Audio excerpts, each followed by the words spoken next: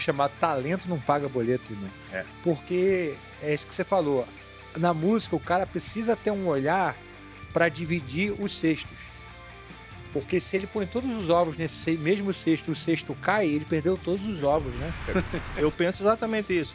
Porque é preciso ter esse pensamento, cara. Porque se eu não tiver esse pensamento, eu não vou acordar às 7 da manhã, tomar um café e às 8 estar lá sentado trabalhando na minha carreira, no meu trabalho, né? Cara, é como eu consigo expressar um pouco do que eu sinto do mundo pro som, assim, através do som, sabe? Então acho que a minha forma de comunicar alguma coisa é com a música instrumental. Baile é importante, mas tem que saber a hora de sair do baile. Então acho que na vida da gente é isso aí, para que a gente não fique andando em círculos, né? E como tem uma coisa assim que é velada, cara, assim, nesse nosso meio, que é o seguinte, cara, essa coisa do cara não querer se ver vinculado com pessoa X, Y, Z, entendeu? Eu sinto a música pra mim como uma missão, sabe? Não é só uma coisa de eu tô tocando aqui porque é um trabalho, é um emprego, que nem diz assim. Não, cara, se eu não fizer isso aqui, cara, não sei que eu vou, como é que eu vou viver, entende? Uhum.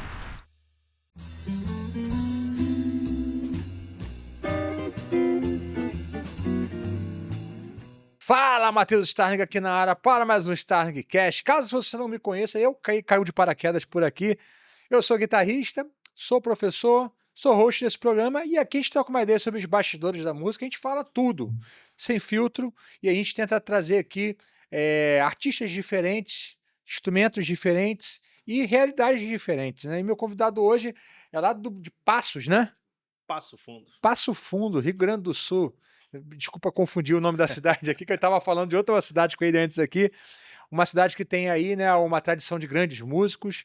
Também tem a proximidade ali com a Argentina, então tem muita coisa legal. Ele vai falar bastante sobre essa questão desses ritmos sul-americanos. E tem uma coisa bem legal que rola ali no Sul, que às vezes o resto do Brasil acaba não conhecendo. Então ele é contrabaixista, ele é professor, ele é pesquisador, compositor, toca música instrumental, ensina. Então vamos dar as boas-vindas. Aqui é o Gadiego Carraro. Tamo junto, irmão. Prazer, nome irmão. difícil de lembrar, hein, rapaz? Prazer Eu não tá lembro aqui. de ter ouvido outro Gadiego antes. É raro, cara. É raro. No Brasil é raro. Chega mais pertinho aqui só. Vamos lá. Mais ou menos aqui assim tem que ser? Tá. Cara, muito bem-vindo, prazer te ter aqui. Eu sei que para você vir aqui para o Rio de Janeiro não é fácil, então obrigado por ter topado vir. O prazer é meu, hein, Matheus? Eu quero dizer que é uma alegria muito grande estar aqui, né? E poder trocar essa ideia sobre música, sobre a vida, sobre o que a gente vem fazendo também, né? Trazer um pouco esse olhar também da música que a gente faz lá na região Platina, no sul do Brasil. Esse diálogo com a música instrumental aí, né? Não, legal demais, cara, porque tem umas particularidades que, às vezes, aqui no Brasil, a gente é um país tão plural, com ritmos, harmonia, melodia, é uma coisa única no mundo, né? E tem tanta coisa que o Brasil é engraçado, que 80% da música que a gente consome é brasileira.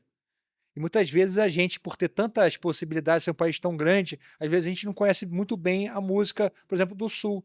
A gente conhece bem a música do Rio, a gente conhece bem a música do Nordeste, que tem muitos elementos ali, mas às vezes do Sul a gente não conhece tanto, né, cara? É, isso, eu acho que essa é a grande riqueza do Brasil, né? Essa coisa gigante que a gente tem de influências, de relações, e eu acho que uma das coisas que depois de passar por diferentes caminhos, de tocar baile, de ter estado na estrada, tocando todo tipo de música, né? Que a gente, quando está começando na música, a gente acaba, né, atuando dessa maneira para sobreviver, né? Mas à medida que o tempo vai passando, a gente vai fazendo as nossas escolhas, né? Né, mas segura aí que a gente não começou ainda, não. Tá. Vamos lá, gente, ó. Deixa aqui eu agradecer antes o carinho de vocês, 270 e blau episódios. Nós estamos aí 4 anos de Starling Cash, né? Chegamos aí a 10 milhões de visualizações nas nossas mídias sociais todas, YouTube, Facebook, Instagram. Então, obrigado. Compartilha esse episódio, comenta aqui, deixa aquele like gostoso. E vamos agradecer também o patrocinador do dia, Starling Academy of Music, que é a nossa escola, que o Cadiego acabou passando lá na escola, conheceu. Então, nossa escola presencial aqui no Rio de Janeiro, você pode estudar todos os instrumentos com o nosso método, nosso acompanhamento. E também a Starling Academy virtual para guitarristas. Então, você que mora em qualquer lugar do mundo, você pode estudar com o nosso método, com o meu acompanhamento, nivelamento quando você entra, prova para você mudar de módulo, desafios, jam sessions, 10 mentorias por mês. Então, muito legal. Aqui no QR Code você conhece mais. Vamos lá, meu irmão, vamos começar aqui. Você poderia falar um pouco sobre. A gente estava falando sobre essa questão de como você vive de música. Se a gente tem a mesma idade, a gente é do mesmo ano, e a gente muitas vezes ouve que viver de música ela precisa ser de uma maneira, né?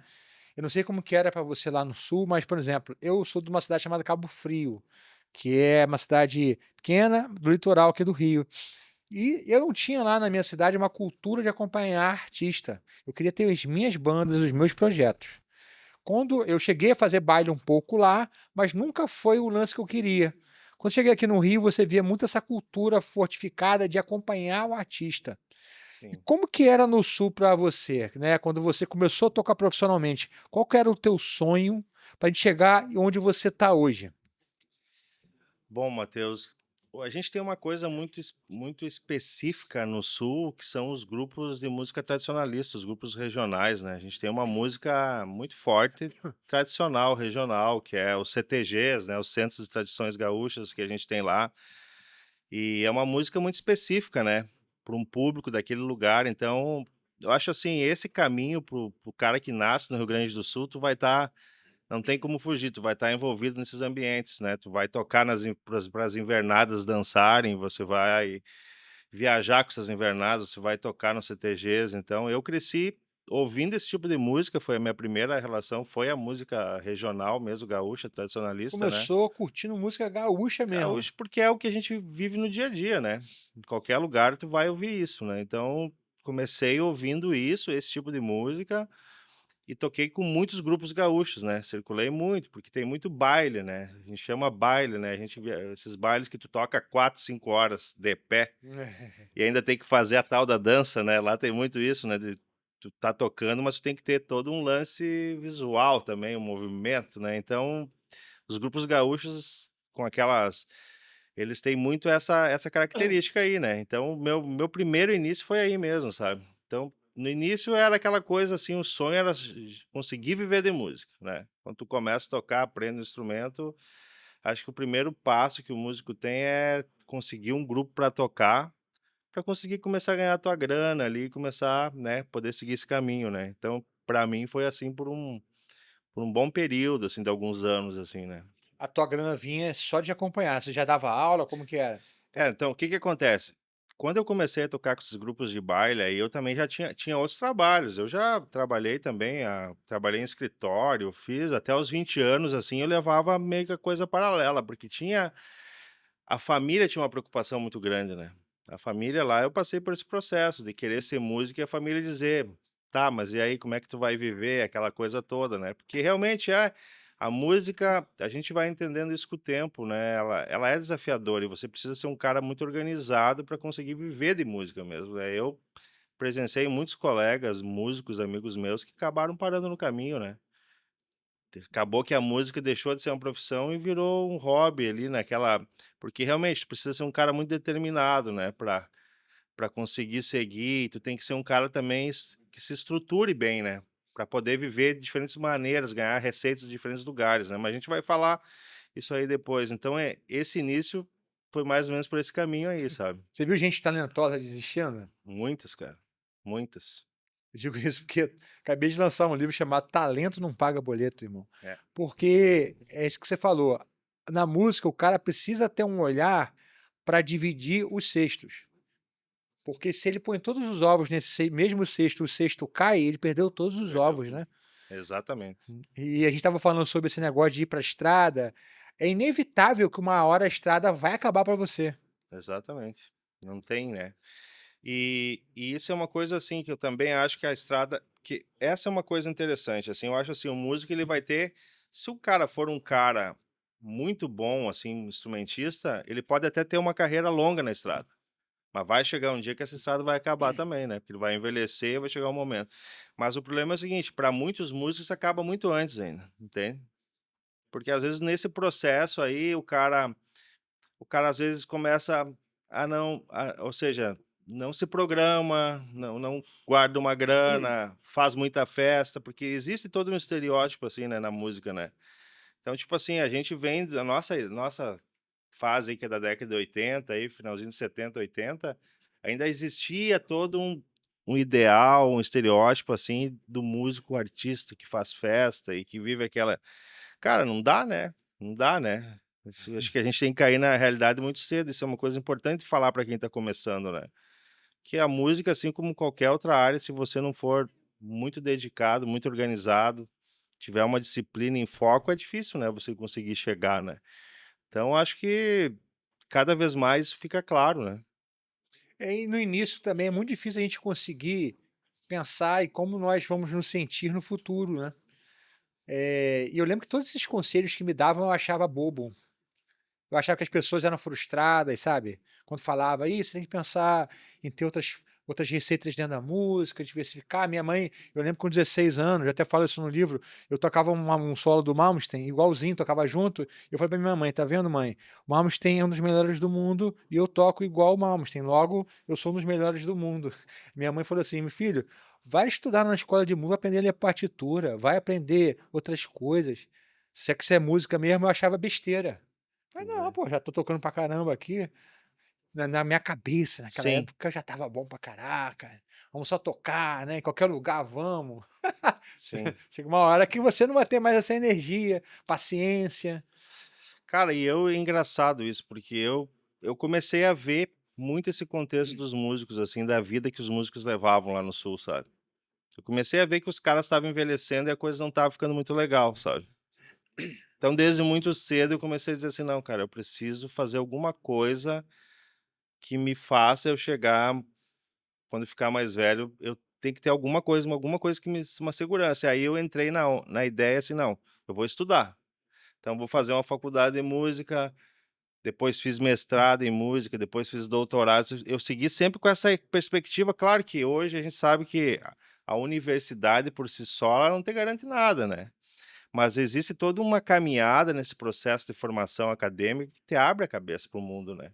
Você começa a enxergar as coisas de maneira diferente, você conhece pessoas, então é uma série de elementos, assim, que acaba às vezes você: "Ah, não é só o diploma. Ah, não tô ganhando rios de dinheiro por ter um doutorado em hoje pesquisando música", mas isso me deu uma visão de mundo muito mais abrangente, né, e que eu considero importante, sabe, e que me abre possibilidades para eu trabalhar. Já dei aula, por exemplo, no em cursos superiores com diversas disciplinas, tratando de cultura, música, né, laboratório cultural, fazendo as pessoas também refletirem um pouco sobre a música, sobre a cultura, todos esses aspectos. Então acho que essa coisa é importante, né, porque a gente também esse lado intelectual, ele caminha junto. Você precisa ser um cara capaz de deixar de contribuir de alguma maneira, né. Então acho que a academia também é importante nesse sentido, né. Estudar, cara, é importante, ler e tudo, porque às vezes o cara acha que só a música, só precisa estudar sobre música É, que isso resolve tudo. Não, cara, infelizmente não, não é assim o mundo. Você é músico durante um momento, durante todo outro momento você é um cidadão. Você vai exatamente. precisar de fazer outras coisas, você precisa de habilidades acessórias. Exato, que se complementem, né. Tanto que se a gente vê os grandes artistas, eram caras muito de alto nível intelectual, né. Tu pega qualquer desses artistas, tu pega, existia uma relação muito diversa com leitura, com reflexão, né. Então eu acho que o músico ele precisa disso, ele não pode ser um cara que não pensa a própria prática, né, o que está fazendo, o que está tocando, o que está criando, né. A gente precisa ter todo esse processo que caminhe junto, né. E a gente vê na música, eh, pessoas que foram para caminhos diferentes. Você vê gênios como, por exemplo, um Chet Baker, um Bill Evans, um Jaco Pastorius, que eram geniais e morreram novos. Sim. Foram para um caminho errado da vida, né, de uma maneira geral. Mas você vê um Quincy Jones, você vê um Herbie Hancock, né, o Quincy Jones, faleceu recentemente, o Herbie Hancock está com talvez quase 90 É, anos. E certo. olha a carreira desses caras, quantos caras construíram na música e fora da música, irmão. É, Eu acho que é o seguinte, pô, você quer falar de genialidade? Vamos pegar os gênios que não é, foram moribundos, né, que exato. morreram na sarjeta, drogado. Vamos pegar os caras que, pô, apostaram em várias coisas, foram felizes, foram bem-sucedidos na família, financeiramente, né? Por exemplo, eu acompanho muito a carreira, assim, de um baixista que é o John Patitucci, né. Pra mim, Pô, esse cara é o eu me espelho nesse cara, entendeu. pô, bom. Justamente por quê?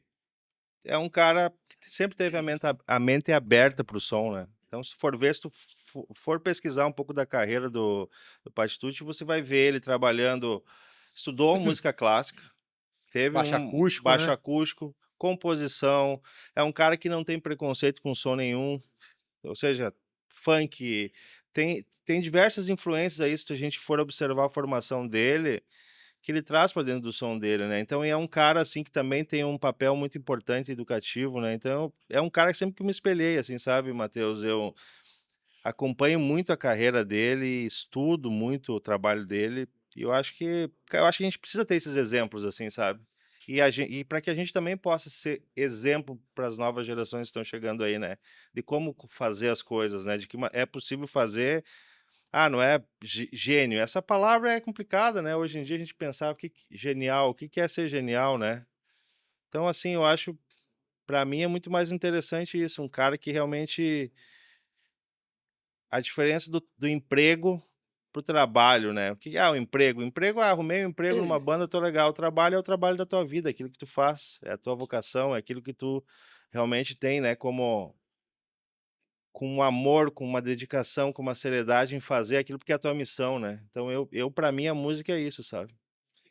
Cara, isso é um assunto muito legal, cara, porque a gente lida no Brasil muito mal com questão, dessas habilidades acessórias, de ter frentes, de falar de dinheiro, É.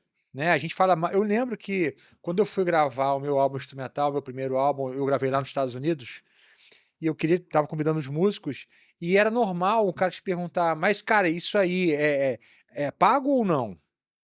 E assim, Diretamente, assim. diretamente, né. "Is this a paid position?" Você falava: "Não, cara, é meu álbum instrumental, tal, tal". "Não, beleza, vamos fazer. Depois você faz uma coisa comigo também, tá tudo certo". Não é uma coisa, pô, o cara perguntou se, vai me pagar ou não vai. Caraca, bicho, e o amor. Tá tudo certo, se não é pago, vou ver se é interessante, a gente faz, tudo bem, né, uma hora a gente se Ou ajuda de seja, novo. não tem todo aquele melindre para falar sobre esse assunto de dinheiro, né, e nós, no Brasil, a gente tem um pouco disso, Tem, né. cara. E lá o cara vai fazer no carinho, na amizade, um álbum instrumental, porque é instrumental, a gente sabe as dificuldades, Sim, não tem problema. Mas o cara pode mas se é programar, bicho, entendeu? exato, E aqui, eu tenho um exemplo bobo aqui, mas aqui a gente tem muito problema de lidar com essa questão do dinheiro, cara, de falar quanto é, exato. É, tratar assunto monetário, né, bicho? monetário. De pensar isso como um negócio que precisa se pagar, né. Então eu acho assim, eu até vinha refletindo enquanto estava vindo para cá sobre pra falar sobre isso, assim, né, que eu acho que uma das grandes coisas você comentou comigo no início ali antes, né, da importância do músico apostar na sua carreira. Eu sou músico, tá, mas tu diversificar isso, né, tu ter um pouco, dar aula, tocar, né, daqui um pouco ter um curso, né, ter va ter a tua carreira instrumental, às vezes gravar com outros artistas. Então eu sempre procurei fazer isso, sabe, Matheus, desde que eu comecei a tocar, eu percebi quando eu estava aprendendo baixo elétrico, eu disse assim: "Não, cara, eu preciso aprender contrabaixo acústico", que comecei a perceber que ia ser importante para mim isso, né. Inclusive estudei com um professor, assim, que eu tenho um grande respeito, que era carioca, que é o Paulo Russo, não sei se você chegou a Claro, conhecer o Paulo sim, Russo, né. conheci. Foi o Paulo Russo que me colocou no baixo acústico, assim, definitivamente, assim, sabe. Eu fui para fazer para estudar naqueles cursos de verão de Curitiba, que são os famosos há muito tempo aí, né. E eu fui para estudar com o Arismar, baixo elétrico só, né. Estudei, mas naquele caminho eu ouvi um som, cara, assim, que me surpreendeu, assim. Eu estava passando por um corredor e vi um troço, assim, um som de contrabaixo, nem sabia, assim, não tinha noção que era um contrabaixista acústico tocando, mas eu vi que era um baixo. Aí quando eu cheguei era o Paulo Russo, assim, com aquele bonezinho dele, assim, né, cara, tocando assim, pá, e ele me viu na porta, cara. Primeira coisa que ele fez, ele me acolheu, assim, sabe, me chamou pra dentro, veio me mostrar o instrumento. Disse: "Não, cara, tu toca, tu é baixista?" Eu disse: "Não, sou baixista, toco baixo elétrico". "Não, tu vai ter que vir aqui estudar comigo na minha turma de contrabaixo acústico. Não importa se tu não sabe nada, pô, vem pra cá". E aí, ali eu comecei, sabe, isso foi em 2005, né, cara. Pô, tem aí, ó, Então 21 anos, né? eu tinha 4 anos como músico, comecei a tocar profissionalmente com uns 20, 21 anos, assim, sabe? Então, 4 anos de baixo elétrico, eu já tive esse contato com o Paulo Russo. E depois dali, cara, eu comecei a dizer, não, vou estudar um pouquinho de contrabaixo clássico também, aprender a tocar contrabaixo acústico com arco. Hoje isso é importante para mim, porque se eu tenho que fazer um cachê com uma orquestra, eu vou lá e faço, entende? Então, ou seja, são essas questões assim que eu acho importante na música, você ampliar o teu leque realmente, sabe? Tem um curso online que eu vendo, né? Então essas coisas que a gente vai, acho que assim, o mundo tá aí, as informações estão aí, a gente tem que pegar o que é bom e diversificar e saber que é um trabalho, é um negócio que precisa ser bem gerido. Se não for bem gerido, né? É. E você fala que música é um negócio, metade já cai ali. É, cara, mas Que isso? A sua carreira tem que se ver como uma empresa. Que isso? Eu falo no meu livro sobre ser um eu presa. É uma empresa de um cara só, bicho. é, eu já tenho. Eu penso exatamente isso.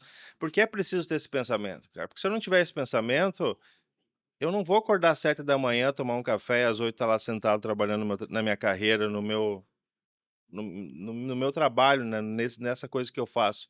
Uma hora eu vou estudar às 10, outra hora eu vou começar a trabalhar de tarde. Então eu comecei a incorporar isso para dentro de mim para que eu também pudesse me cobrar a ponto de dizer assim, por que que se eu trabalho fora num outro lugar, eu vou lá e começo às 8 horas da manhã? E porque é o meu trabalho com música, que eu posso fazer isso de casa, que é um privilégio muitas vezes, em muitos sentidos, eu não vou começar às 8 horas, né? Então eu passei por todo esse processo. Quando eu era um músico de baile, era totalmente diferente, né? Tu troca o dia pela noite, mas hoje eu sou um cara eu sou músico, tenho uma carreira instrumental, mas, cara, eu 8h30, 9 horas da noite tô dormindo, 7 da manhã eu tô acordado, entende? Então é um Que processo hora você também. dorme? 8, 9 da noite eu tô dormindo. Pô, que maravilha, hein, aí, Mitch? Tem um amigo aí, ó. 9 horas da noite aí, ó. Tamo junto. Mas eu acordo super cedo também, Você sabe? acorda que horas? 7 da manhã. 7? 7. Você dorme bastante, hein? Durmo, mas é que aquela coisa assim, né? Tu deita às 9, mas tu Ah. vai ler algum pouquinho, vai fazer alguma coisa. Mas o que eu compreendi que pra mim amanhã funciona bem, sabe? Eu produzo É, muito mas é bem de muito manhã. bom acordar cedo, cara. É, pra mim é isso. Eu também acho. Eu era daquele cara que dormia 4 horas da manhã. Fui assim por anos. Eu sempre falava assim, pô, cara, mas pra mim não funciona, meu cérebro não é assim. Né? Quando eu peguei o ritmo, comecei a acordar 7 e pouquinho, pô, muito melhor. A gente rende muito mais, né? Por exemplo, não dá para generalizar, mas no meu caso, assim, eu percebi que eu rendo muito mais de manhã, assim, sabe? Produzo muito mais, né? Então é isso, sabe? A gente tem que estar sempre, acho que nessa busca, assim, sabe, Matheus, de se aprimorar e de conseguir fazer as coisas na música de uma maneira que a gente realmente consiga ver esses resultados, né? Porque às vezes quando se fala em arte, né, parece que é sempre uma coisa, o resultado não é tão aparente, não é tão claro, né? Mas a gente precisa ir enfrentando essa mentalidade, cara, porque é preciso fazer as coisas de uma maneira que o retorno apareça, né?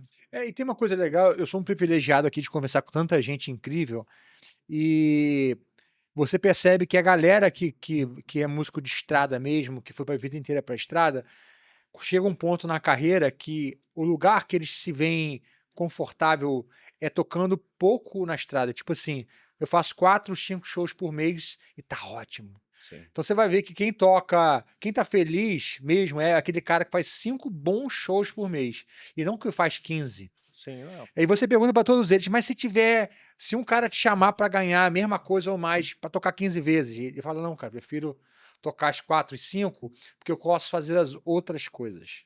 Exatamente, tu já está estruturado na tua vida de uma maneira que tu não necessariamente precisa trabalhar só com a estrada, né? É, Claro que eu gostaria de tocar em festival de jazz toda semana.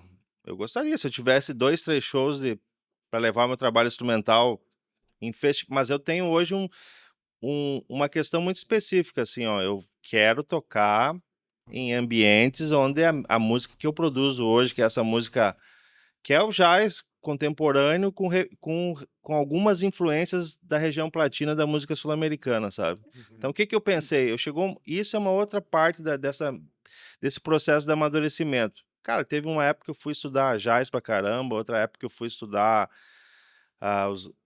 os ritmos brasileiros. A gente que é músico no Brasil aprende a tocar de tudo, né? Se obriga a tocar de tudo, desde um maracatu, a um baião, a um samba, né?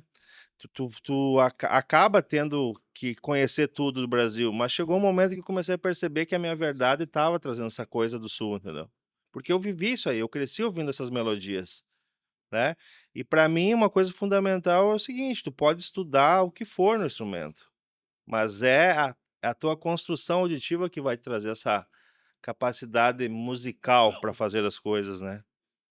Na hora de tu criar, de tu compor, na hora de você improvisar, é toda esse histórico sonoro, né, de construção auditiva que tá ali.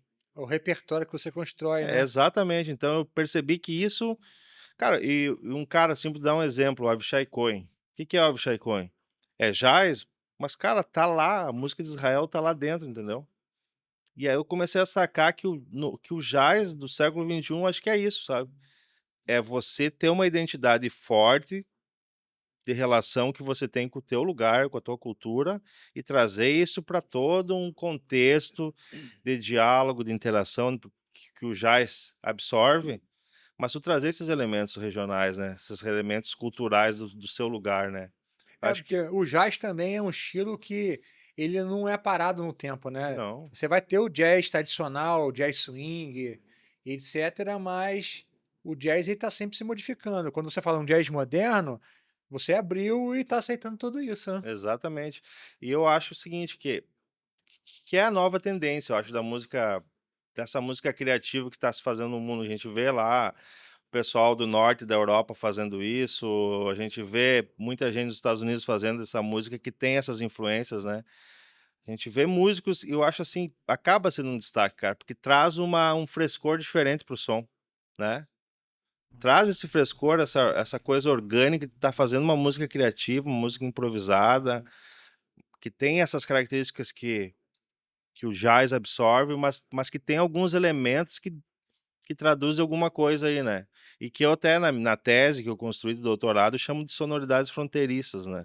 Fala isso aí, qual que foi essa tese tua de doutorado aí? Cara, então, essa tese, ela começou porque justamente foi aí que foi o momento que eu estava fazendo mestrado. Eu fiz mestrado na Universidade Federal de Goiás, fiz em contrabaixo acústico lá, Você né. foi morar lá em Goiás? Morei em Goiás, Goiânia. 3 anos eu morei lá. Por que você foi para lá especificamente? Cara, sou um cara que já andou muito. Então o que que aconteceu? Eu fui morar na Itália antes dessa época. Em 2010, eu acabei fui morar na Itália. Eu tenho a família descendência italiana também, né. Ah, legal. Você é cidadão? Sou cidadão, acabei fazendo minha cidadania lá, isso fui viver um tempo lá, fazer minha Ficou cidadania, quanto tempo lá? tocar, fiquei 1 ano. Estudar com alguns músicos de lá, tentar conhecer a galera, tocar. E nesse processo que eu estava lá, eu estava procurando mestrados em contrabaixo acústico, né. Que eu queria até fazer na Itália, só que lá era muito focado na música orquestral mesmo, né. Pelo menos os que eu encontrei, né, na época, né. E aí eu vi que em Goiânia tinha, na Universidade Federal, tinha um mestrado que, apesar de você ter que passar por uma experiência da música clássica, você também podia ter uma abordagem para música popular, né, com a professora Sônia Rai, que foi a professora que me recebeu lá. E aí eu acabei indo para lá, cara, até eu fui, fiz o teste, não passei na primeira vez, fiquei de suplente lá, mas eu já comecei a fazer umas disciplinas e depois fiz o teste, passei. E aí fiz esse mestrado, foi muito bom para mim, sabe, porque ali eu pude trabalhar com essa coisa de tocar música de aprender questões da música de concerto, música clássica, tocar contrabaixo com arco, né, ter essa visão da música de orquestra, mas também pude trabalhar com arranjos, composição, repertório da música brasileira. Toquei com muitos músicos em Goiânia e tem, cara, Goiânia é uma cidade, assim, de grandes músicos. E às vezes tu tem aquele estereótipo, né, Goiânia é música sertaneja só, né. Não, cara, tem choro muito forte, tem música orquestral muito forte, tem muitos músicos de jazz de altíssimo nível lá, né. Então, assim, foi um lugar, assim, que me agregou muito, assim, musicalmente, sabe. A faculdade é boa? Muito boa. O Legal. UFG é uma das melhores do Brasil, assim, né. Formação, assim, muitos músicos de altíssimo gabarito lá. E aí, o que que aconteceu nesse meio tempo de eu estar lá, que eu comecei a ficar eu disse: "Cara, eu tô aqui e sei tão pouco sobre a minha música, do lugar de onde eu venho", E ali eu comecei a dizer assim, não, eu preciso pesquisar mais sobre isso, né? E E você fez o doutorado onde? daí eu retornei para o Sul e retornei final, metade de 2014 e 2015 eu fiz um projeto que tinha um professor dentro do doutorado, da história lá. Porque lá tem um doutorado multidisciplinar lá, sabe? Então, ou seja, tu entra por exemplo, dentro do departamento da história, mas tu pesquisa outras áreas, né? Então eu entrei pela história e fui pesquisar música, né? Entendi. E aí que eu fui começar a querer compreender como é que essa sonoridade se dava, porque, por exemplo, nós temos uma música no Rio Grande do Sul, o pessoal fala muito assim, milonga, o que que te vem na cabeça quando tu fala em milonga, o chacareira, o chamamé, não sei se você conhece esses gêneros musicais. Qual outros, né? Chacareira, Não, chamamé, já ouviu falar? nunca. Já ouvi o Mas Mate. Também não. o pessoal associa muito com uma música argentina, né? Candombe, por exemplo, né? Ou seja, a região sul do Brasil ali, aquela região platina do Pampa, que é divisa, né, Uruguai, Argentina, Brasil ali, né, então é muito tudo muito próximo ali, né. Então tem uma série de gêneros musicais compartilhados ali, que é esses gêneros aí, então tu tem uma milonga, que é a milonga vai gerar o tango, pra gente ter uma ideia. É um gênero musical muito antigo, né, e que existem discussões que surgiu no Uruguai, na Argentina, na fronteira também com o Rio Grande do Sul ali, mas o que que acontece? Então são gêneros musicais que estão sendo feitos por muitos músicos de diferentes lugares, né. E eu disse: "Cara, eu quero entender mais sobre essa sonoridade e como isso acontece, de que maneira eu posso trazer essa experiência para dentro do som que eu já estou fazendo".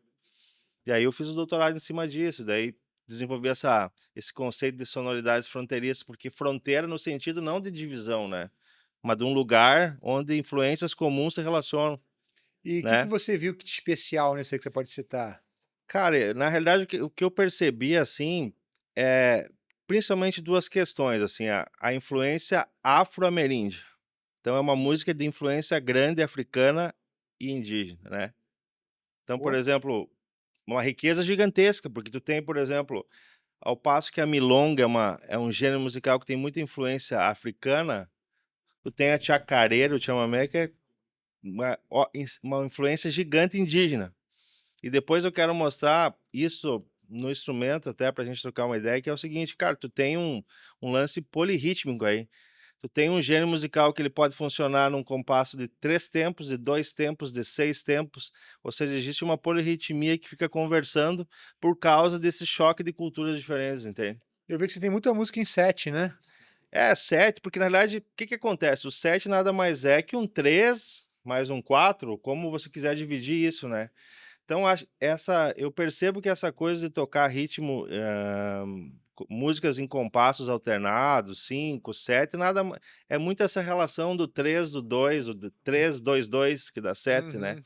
Porque na realidade se tu for pensar assim, a música centro-americana o que que é? Ela não é contada os tempos, elas são as claves, né. Então se tu pensar a música, toquei com um pianista cubano em Portugal. Cara, ninguém pensa em tempo de ficar contando 1, 2, 3, é clave. 1, 2, 1, 2, 3, 1, 2, 1, 2, 3. Então, por exemplo, em cima dessas claves, tu vai ter a organização métrica que vai gerar compasso X, né. E Uhum. no sul a gente tem muito isso aí também, sabe.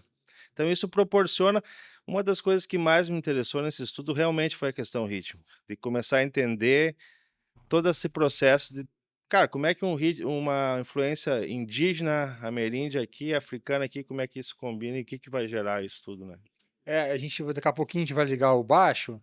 Deixa eu matar as perguntas aqui mais normais. É o seguinte, tem uma pergunta aqui que eu acho que eu posso fazer depois. Mas o que que você acha que é mais específico da música do sul do Brasil, que é uma característica que você acha que é mais melódica e harmônica do que rítmica? O que que você acha? Muito mais rítmica. É? A música sul-americana ali, a platina, ela é rítmica, né, porque ela surge pra dança mesmo, né. Então, no sul existe uma variação gigantesca de ritmos, entende, porque tudo é estruturado em cima, cada ritmo tem uma dança específica, né. Então, por exemplo, E isso é uma rítmica coisa difundida mesmo nas pessoas comuns também? difundida, muito difundida, né. No sentido, principalmente, que as pessoas elas estão ligadas a CTGs ou a um ambiente de campo, de cultura mesmo, onde a pessoa vivencia isso no dia a dia, né. É cultura popular mesmo, assim como a gente tem no Nordeste, eu gosto de comparar muito a questão do Nordeste com o Rio Grande do Sul, nesse sentido de que é uma cultura genuína que acontece nesses povos aí, entendeu. Não é uma coisa mais de uma classe específica, né, não, é um elemento cultural, musical que está presente no dia a dia das pessoas, na vida das pessoas, né. Mas tu vê algum estilo de música que é mais de alguma classe específica assim? Cara, a música gaúcha, assim, a música nativista, que a gente pode chamar, a música tradicionalista, é uma música de centro de tradições, de CTGs, de uma música do cara que está trabalhando no campo, com o gado, na fronteira, que tá muito relacionado a isso, né, uma música de um ambiente geográfico, né, onde o cara as fazendas, né, e tudo mais, né, então é uma música campesina mesmo, assim, e é muito presente, os gaúchos todos têm uma relação, né, com esse tipo de música, todo mundo conhece, né, uma vaneira, se falar uma vaneira, um vaneirão, todo mundo vai sair dançando vaneirão num lugar numa festa, num CTG, né, então é cultura mesmo das pessoas, né. É porque a vaneira eu acho que as pessoas, também associam muito ao sertanejo, né. Não, mas isso aí é uma coisa recente, né, a vaneira é muito mais ela já está muito mais inserida num contexto o sertanejo posteriormente fez uso da vaneira para dentro desse conceito mais atual, assim, né, mas uma vaneira é uma música que é produzida muito muito antes desse sertanejo estar usando esse gênero aí lá no sul, os grupos já gravavam, já é uma música de CTG mesmo, né. Entendi, entendi. Eh, e pra você, cara, como que é o seguinte, vamos lá, vou até mostrar aqui, você tem quantos álbuns lançados? Seis Instrumental? 6 álbuns, cara, 6 6 álbuns. álbuns solo, né, meu, mas eu gravando já gravei pra muita gente, né, Aí mas galera, meus, deixa eu mostrar aqui, ó. Esse aqui é de que ano? esse é 2020. 2020. Inclusive, galera, tá no Spotify, os álbuns são muito bonitos, muito legais mesmo, parabéns pelo seu trabalho. Anhum, esse aqui é o mais recente, né? Esse é o mais recente que eu tô inclusive em turnê agora tocando com esse álbum aí, né. E aqui, o Ao Vivo em Lisboa. É, esse foi uma turnê que eu fiz pela Europa em 2019, né, Matheus. Daí culminou que em Portugal a gente gravou o disco. No final da turnê a gente gravou lá. Também temos aqui o Método, né? Você tem aqui. Esse é um livro antigo, na realidade, que eu escrevi já há bastante tempo, saiu versões mais atualizadas já, mas como eu tinha essa física, acabei te Bonitinho. trazendo essa física, mas já tem uma versão atualizada em 2024 já, né. Inclusive tem aqui com CDzinho e tudo, ó. Lembra que os CDzinhos vinham assim? Que vinha o CD ainda, pra te ver como é velho já o É. livro. E aqui tem o Método também. Isso aqui você também tem ele em PDF? Como que Tem em é? PDF, na realidade. Esse é um best book que traz transcrições, Hum. e o que que acontece? Fala um pouquinho da história de cada gênero musical, tem muito gênero sul-americano aí, então tem as transcrições completas de baixo, das linhas de baixo, né, fala um pouco da história de cada gênero musical, tem chacareira, tem os ritmos sul-americanos aí, né, misturados, então é uma forma que eu encontrei, cara, de inserir um pouco dessa música sul-americana, gaúcha, platina, como queiram chamar, dentro desse contexto da música instrumental, que é o que eu tenho trabalhado, né. Mostrar para as pessoas, assim como o cara conhece um baião, que o cara também conheça uma milonga, entendeu. Esse estudante que vai estudar. Porque são gêneros que se complementam, né. Estão integrados, só que ainda no imaginário brasileiro, do estudante de música brasileiro, o sul ainda é um lugar meio, É. né. É porque, o Nordeste circulou muito no Brasil todo, né. A música nordestina é muito conhecida aqui. Já a música do Norte, por exemplo, você tem até ali o calypso, até Alguma mesmo o coisa, né. chimbinha e tal. Aí você tem o fenômeno do centro-oeste ali da música sertaneja, e você tem obviamente o Rio de Janeiro, né, que é a É questão do samba. samba, bossa nova e tudo mais. Mas realmente, cara, eu vou nem falar do rock, que é um estilo tem Sim. rock brasileiro, mas enfim. E o Sul, ele não teve um grande artista que circulou a música do Sul no Brasil, como a gente É, teve um Gonzaga, exato. né. Mas é que tem uma questão, assim, o sul, os artistas também não fizeram esse processo de ir para o Rio de Janeiro, entende, na época. É menor esse movimento, né, porque uma das coisas que importantes também que fizeram com que a música nordestina fosse difundida, é que os artistas vieram para o Rio de Janeiro, né. Tem grandes artistas vindo para cá, né. Por que você acha que isso aconteceu? Porque ficou cômodo de ficar lá, tinha o suficiente para. O que você Eu acho que acha? o gaúcho ele tem uma coisa assim, a cultura gaúcha ela é uma cultura que é mais regional mesmo, assim, sabe, mais forte naquele ambiente e realmente tem um público que de certa forma acaba nutrindo esse trabalho para o pessoal. Por exemplo, até hoje tem artistas no Rio Grande do Sul que vivem de festivais de música nativista no Rio Grande do Sul, né. O cara tá Entende? ali, O tá cara tudo. tá ali, o cara trabalha todo final de semana com festivais de música nativista, né. Tem um mercado para isso, né. E já eu acredito que talvez no Nordeste, vou falar isso de uma maneira, assim, mais superficial, mas a minha percepção é que o Nordeste, por todo um contexto social de dificuldades também, acho que o fa era mais fazia com que o músico saísse também, né, e viesse para ganhar a vida, porque era difícil, né. É só a gente ver aí o Dominguinhos comentando como é que era a vida dele no onde ele vivia e tudo mais, né, o próprio Luiz Gonzaga, então acho que teve também esse movimento, uma necessidade maior, né, porque é aquela coisa, a necessidade também faz com que tu se mexa, né. É, é. Então acho que no sul, como sempre teve esses ambientes de baile e tudo mais, acho que acaba que o músico que tá nesse cenário, ele acaba trabalhando ali mesmo, né. Eu já fui para o sul algumas vezes, né, mas eu me lembro que a primeira vez que eu fui para Garopaba, Que daí nossa, tem acho muito que tempo. Garopaba é Santa Catarina ainda, né. É, que é o litoral ali, né. Rapaz, mas tem os a gente ia no mercado algumas coisas assim, rapaz, os caras eram grossos pra caramba, bicho. Mas assim de O de grossão, tipo assim, porque o seco? carioca é muito mole, a galera que acho que é muito comunicativa, né. Acho que a Sim, galera do Nordeste fechado. também é muito É, assim.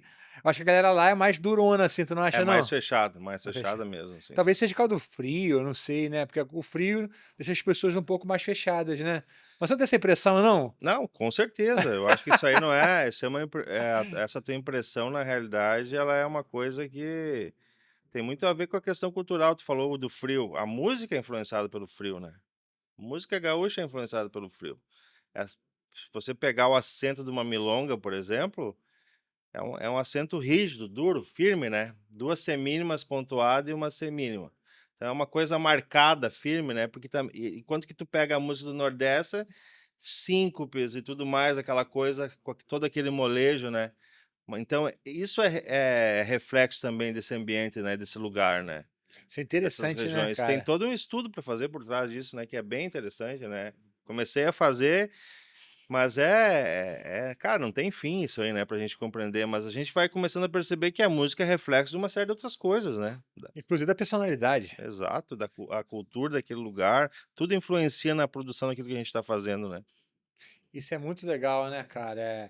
E você vê, por exemplo, jazz europeu, lugares frios ali. Eu tenho um amigo um baixista que já veio aqui, que é o Domênico Botelho, você sabe quem é? Conheço, conheço. E ele, uma vez, ele é viciado em jazz europeu, né?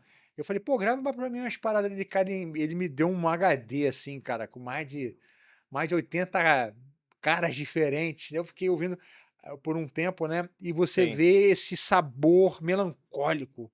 É um jazz melancólico, tem muita mistura de música de câmera, aquela coisa. Você sente que parece que a galera sai de casa e tem -10 graus, entendeu? Até interessante, cara, que eu assisti um trecho, não lembro com qual músico você estava falando, mas que eu lembro que o ambiente falava sobre o Nordeste, né, e falava da tristeza do nordestino, né. Acho que É. foi Pipoquinha, será? Deve ter sido.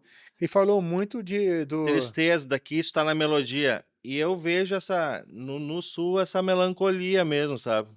Que é um lance mais voltado a uma saudade, é uma coisa de você ficar meio que reflexivo, porque no sul é essa coisa assim, né, historicamente esse trabalho dessas pessoas que consomem esse tipo de música, cara, era meio solitário mesmo, né.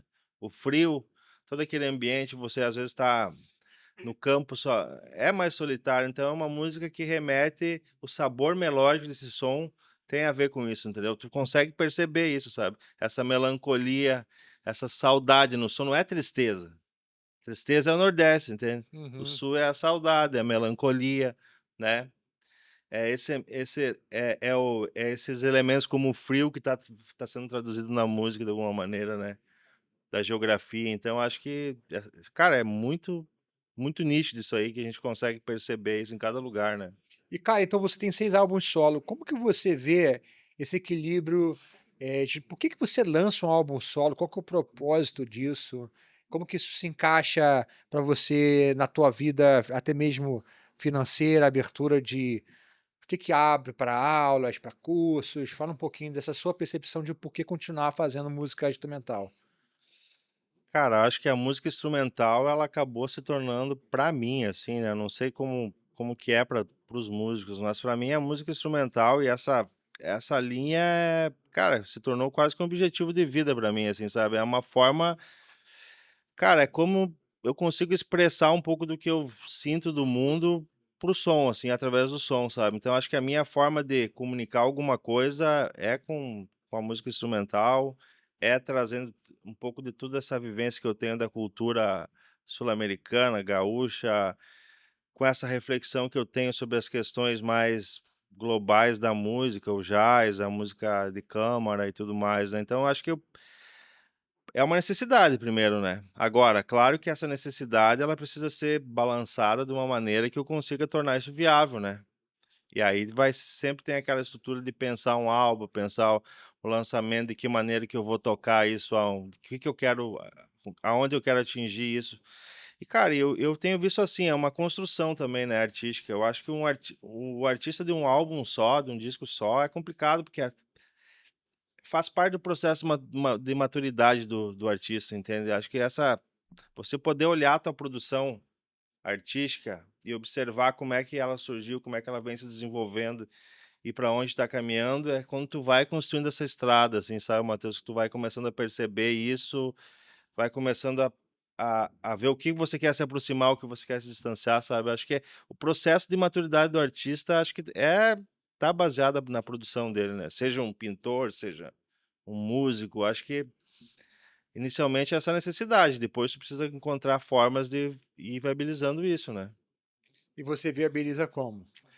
Cara, eu trabalho pra caramba, cara. Eu digo assim, a minha esposa que fala, assim, sabe, porque às vezes é assim, né, o músico é uma coisa um pouco complicada, porque A tua esposa trabalha em outra área, assim? ela é da área da educação, né, trabalha com educação especial Ok.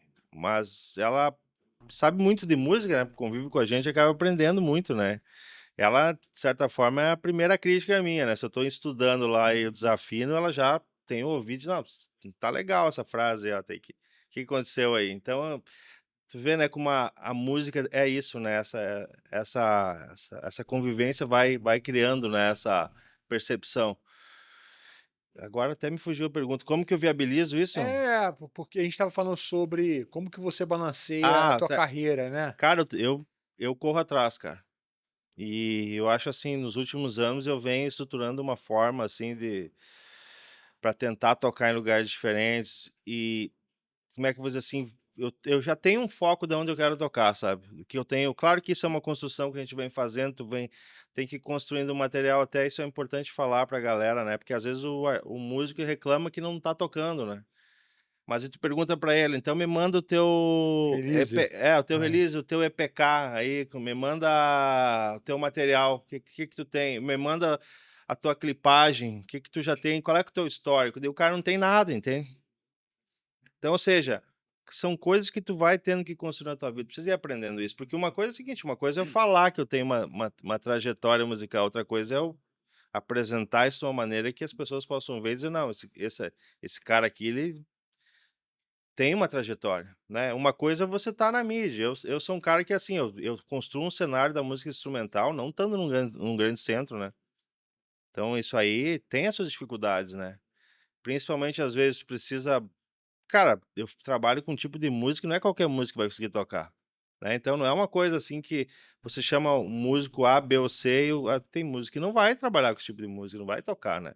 E isso mesmo em grandes centros, grandes cidades, né. Tu precisa escolher a dedo os músicos que tu vai trabalhar, né, tu precisa ser um cara que tem uma boa leitura, que improvise bem, que tenha domínio sobre tocar em diferentes formas de tocar, fazer música, né, criativa, né. E aí tem uma outra coisa que é esses elementos sul-americanos, que é sempre desafiador para os músicos, sabe.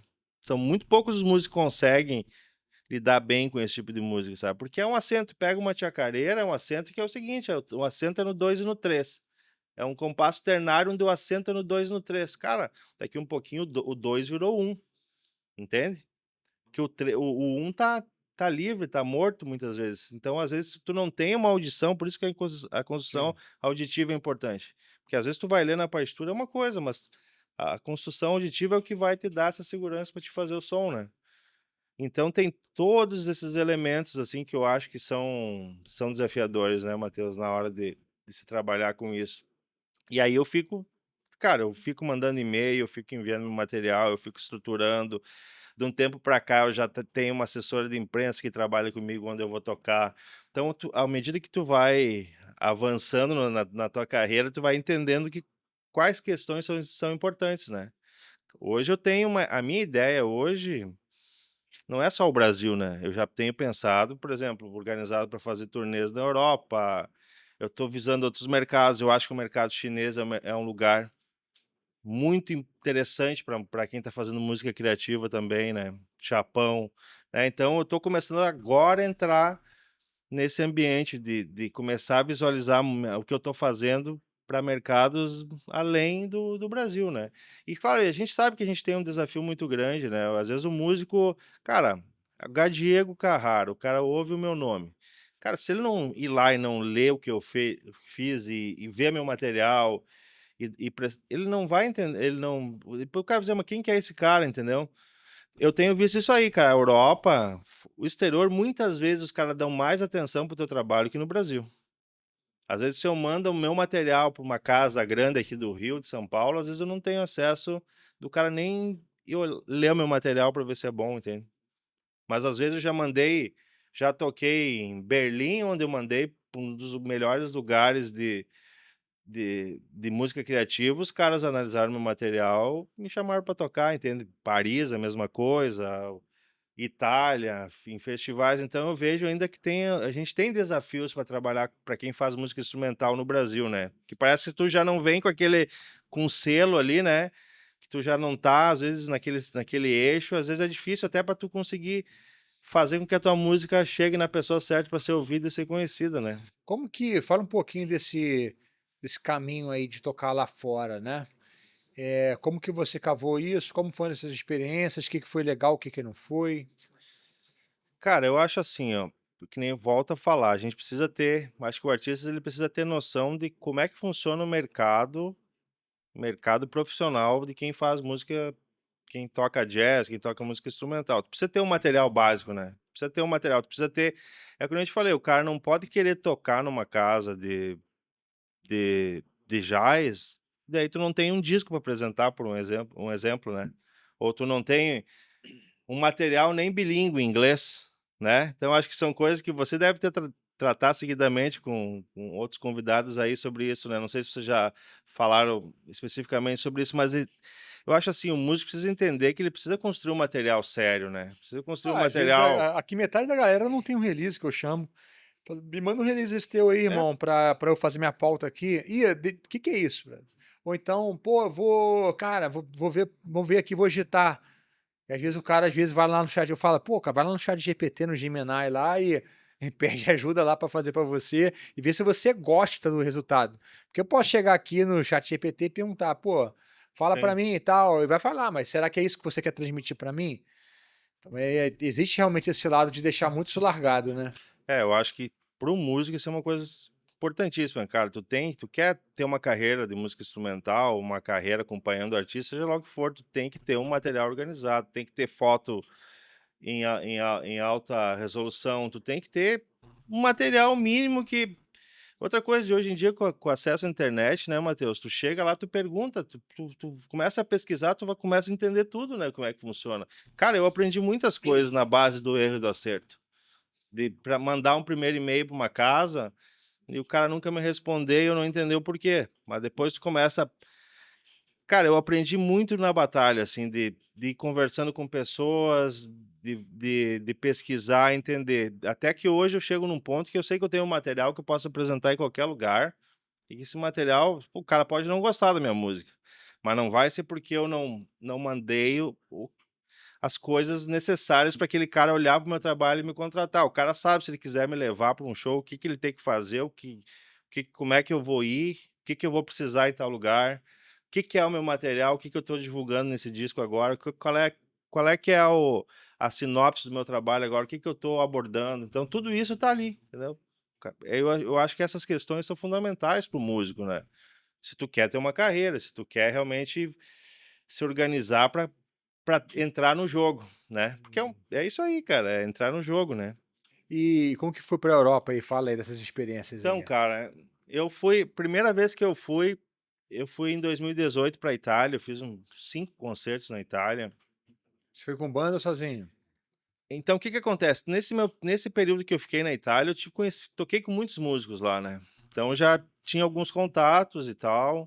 E quando eu fechei shows lá, fechei alguns festivais menores. Claro que eu não toquei no Umbria Jazz, né? Toquei mas tem muitos festivais menores no verão lá, né, na Itália, né? Então, muitos com pessoas que eu conhecia, acabei enviando material, assim que eu organizei uma turnezinha de 6 shows, eu acho. E aí chamei uma galera de lá, um guitarrista italiano, até toquei em trio, né?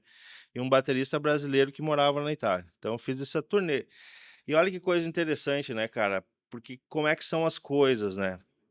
Nessa turnê que eu fiz em 2018, eu tive acesso a ver um show do Pat Metheny no Umbria Jazz, porque eu estava próximo, então fui lá assistir o show do Pat Metheny.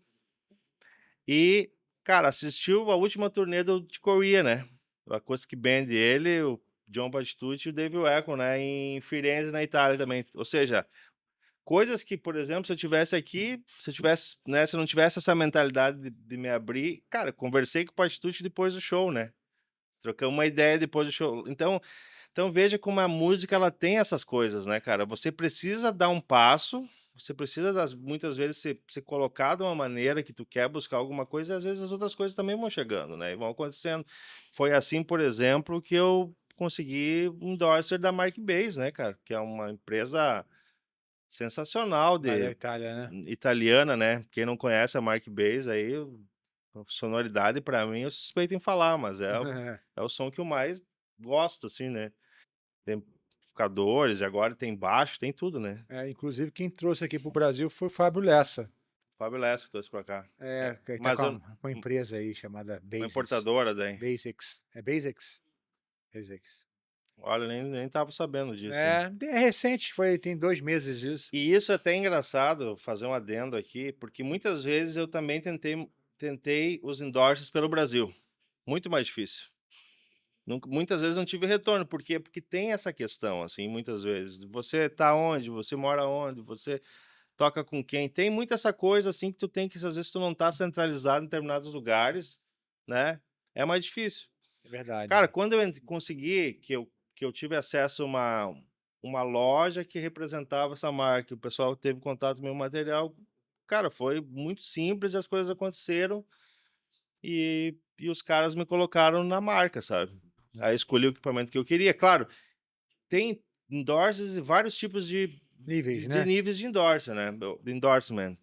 Por exemplo, tem artistas que ganham eu acho assim, hoje tá uma coisa assim meio que global no mundo, assim, ó. A maioria dos artistas ganham, tu paga só o preço de custo desses equipamentos, e alguns artistas que você conta nos dedos, daí recebe um equipamento. Pega o Marcus Miller, recebe lá, Não, e tem também tem o nível do Marcos Miller que ele recebe royalties. royalties, né. Mas isso tu vai contar nos dedos, assim, cada marca deve ter muito poucos, assim, sabe. Sim, é. Pessoas, assim, que estão nesse padrão, que aí desenvolve um modelo, né. Acho que você mesmo falou da guitarrista brasileira, aquela, a Basílio, Lari né. Basílio tem uma Essa com que ela Ibanez. já tem um instrumento, né, que é uma linha dela ali, deve ter um contrato nesse formato Sim, aí, né. eu tenho com a Tajima, tenho minha É, assinatura também. que daí já é esse tipo de acordo aí, né. Mas, por É. exemplo, no geral, cara, é o desconto, aquele desconto, vou pagar 20% do que custa o equipamento, por exemplo. Uhum. Eles chamam de artist price, né? Mas só que é o seguinte, cara, tu tem um equipamento, por exemplo, do nível da Mark Bass ou a Bartolini, que eu também sou endorse da Bartolini, né, que é uma empresa de captadores americanas, né, E tem um endosso da marca, na verdade, que eu acho que isso que talvez seja até o é, mais interessante. é É uma interessante. marca grande te endossando, fala, pô, eu acho que o cara tem o perfil de ser chamado como um artista da marca, né. E é uma via de entrada também, depois você vai galgando ali, se for interessante, Sim. outros patamares de parceria, né. Por exemplo, eu comecei na Bartolini, eu comecei como artista emergente artista, que eles chamam, né, que é um artista de início, daí agora eles já me passaram para uma outra categoria de artista mesmo da marca, né, mas o que que é legal, eu preciso de um captador para o meu instrumento, eu escrevo para eles, falo o modelo que eu quero, tudo, eles vão lá, eles é super rápido, assim, sabe, Matheus, e com todo o cuidado, os caras te enviam, paga só o preço de custo. Cara, eu tenho muitas relações, assim, com muitas marcas, assim, eu consegui construir, assim, sabe. Tem agora, a marca de core GAS, né, GHS em Sim, português, sim, né, que eu sim. também assinei há pouco tempo aí também. Então, assim, eu tenho feito isso aí, sabe, cara, eu acho que é tudo coisa que vai te tem a Sonotec do Norte, inclusive esse baixo que tá aqui é um baixo, né, Que é mais mandar, que pô, é da grande Strindberg, né. Norton, Norton, um grande abraço aí. grande abraço aí, ó. E instrumentos fantásticos aí, né, e que eu acho que o Norton foi a cara, talvez a única empresa, assim, brasileira que olhou meu material, que entendeu o que era a minha carreira e disse: "Não, nós queremos você trabalhando com a gente aqui". Então, é isso, eu acho que tu tem que ter esse material, você tem que deixar talvez uma dica, um recado pra galera que: "Ah, gostaria de poder trabalhar com algumas marcas", né. Estrutura esse material, né. Tenha fotos de boa qualidade, tenha um release bilíngue, né. Agora tem o EPK que chamam, né, que é uma coisa um pouco maior que o release, que é onde você tem tudo ali, é um arquivo que tu vai ter reportagens principais reportagens jornalísticas, fotos em alto Link para nível, vídeo, né. link para vídeo, tá tudo ali, né. Então o cara tu manda esse material, vai ter tudo para quem for olhar, analisar uma primeira análise, tá tudo ali. Então acho que construindo isso, né, e aí acho que aos pouquinhos as coisas elas vão acontecendo, né, Matheus? E Vo e o lance da Europa para você, além da Itália, depois você foi para Lisboa, fala um pouco disso aí que eu achei é, legal. aí, cara, daí foi assim, eu meio que foi muito legal essa turnê em 2018 que eu fiz na Itália, em 2019 já fiz outra, já comecei a mandar material para as casas, aí eu acabei tocando na Suíça, em Zurique, depois toquei em Berlim, toquei em Leipzig e Munique, na Alemanha, Mas você já saiu do Brasil com tudo isso amarrado, tudo amarrado, fechado antes com contrato, tudo e antes já. quem fechou isso para você? Eu mesmo fechei, cara. Pô, que legal isso aí, cara. Entendeu? Então, assim, é por isso que eu digo, às vezes as pessoas cara, eu trabalho muito mesmo, cara, dedico uma parte do meu dia pra isso, sabe. Teve um podcast muito legal aqui sobre isso foi o Jimmy Oliver, que é um guitarrista, que ele manda 20 e-mails por dia, bicho. É, o cara criou uma forma de trabalhar com isso, né. Então eu consegui, cara, é muito difícil. O que que hoje, por exemplo, pra mim hoje me falta um booker, que é a coisa mais difícil de achar, um agente, como queira chamar, né. Mas eu tenho certeza que, por exemplo, são processos que eu acho que é difícil tu chegar num cara que vai querer vender o teu trabalho de início. Tu precisa ter uma caminhadinha, né, Matheus? Fazer algumas coisas, né? Até que chega o ponto que talvez um booker vai olhar e diz, não, agora acho que esse cara aqui eu posso incorporar ele, né? Mas eu tô sempre estruturando isso de uma maneira que meu próximo passo é ter um cara que trabalhe com o meu trabalho instrumental lá na Europa para poder vender lá, sabe? E mesmo assim, cara, É, dif- nada é nada vai tirar a responsabilidade de você de agitar correr também, atrás. né. Não, tem que correr atrás, tem que e construir muitas relações com músicos. Hoje, eu sou um cara assim que eu tenho, graças a Deus, cara, muitas relações musicais. Se eu tiver que hoje tocar na Europa, eu tenho músicos para chamar em todos os lugares, né, cara. Se for tocar em Portugal, eu tenho músicos ali. For para a Áustria, eu tenho gente para chamar para tocar na Itália. Eu acho que essas conexões hoje a internet ela possibilita muito isso, né? E eu sou um cara que eu sempre fui muito aberto a fazer as colaborações, sabe, Matheus? Eu acho que essas coisas são importantes, sabe? De você tá construindo assim, ó, vamos gravar alguma coisa junto, vamos fazer alguma coisa, sabe? Porque isso aí é bom para todo mundo, sabe, cara? É bom para você que tu vai para uma outra região onde tu não ia, o cara também vai, tu vai fazer esses intercâmbios, sempre é positivo, né? Sim. Então, para mim, isso sempre me rendeu muitas coisas boas, assim, sabe? Legal, legal. Vamos lá, voltamos aqui com o Gadiego agora com Plugado. Cara, vamos lá, né, a gente falou sobre algumas coisas, mas na hora você não exemplificou porque você estava sem o baixo. Mas tem muita coisa legal para você mostrar aí, né? É, cara, eu acho que essa coisa do. Deixa eu ajeitar aqui um pouco o mic. Do, dos ritmos do sul aí, é isso que a gente estava falando antes, né, Matheus? Por exemplo, você nunca não tinha ouvido falar, então, em chamamé, chacareira, esses ritmos milonga. Milonga, sim, Milonga é um pouco mais mas conhecido, mas os outros não. né? Não Então, lembro de ter ouvido então, falar. por exemplo, se a gente pegar uma chacareira, é um ritmo, basicamente, assim, você dando uma olhada, no primeiro momento ela é um 3x4, né? Uma valsa, vamos pensar assim, né? A grosso modo falando, né? Só que que acontece com esses ritmos aqui? Quando você começa a trabalhar a questão polirrítmica, começa a se tornar outra coisa, né? Então, por exemplo, vou pegar esse metro 3x4, vou fazer ele dar uma intenção em 2 aqui, por exemplo.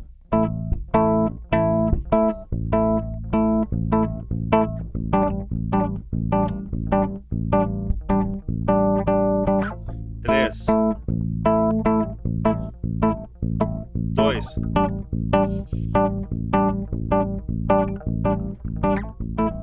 seis.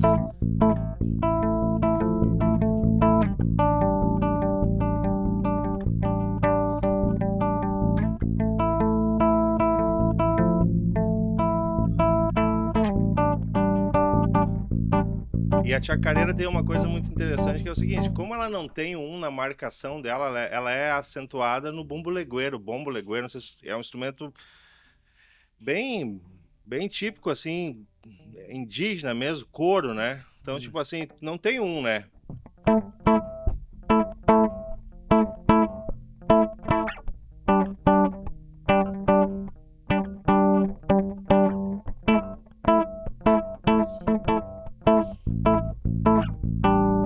Então, ou seja, para quem não tem essa relação com cara, isso aí vira a galera daqui um pouco, um virou dois, né? E vice-versa, porque justamente é uma. Tem a, e aí é o seguinte, por exemplo, tem o chamamé, que é também é um ritmo em 3x4, né? Eu vou dar um exemplo aqui para, por exemplo, tu já deve ter ouvido falar, né? Ouvido essa música aqui.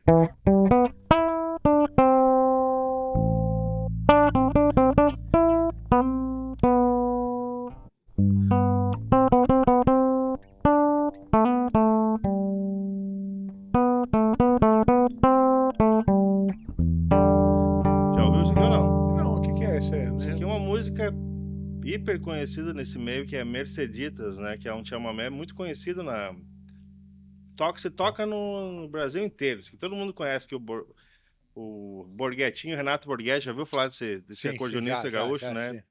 Disseminou isso tocando com muita gente.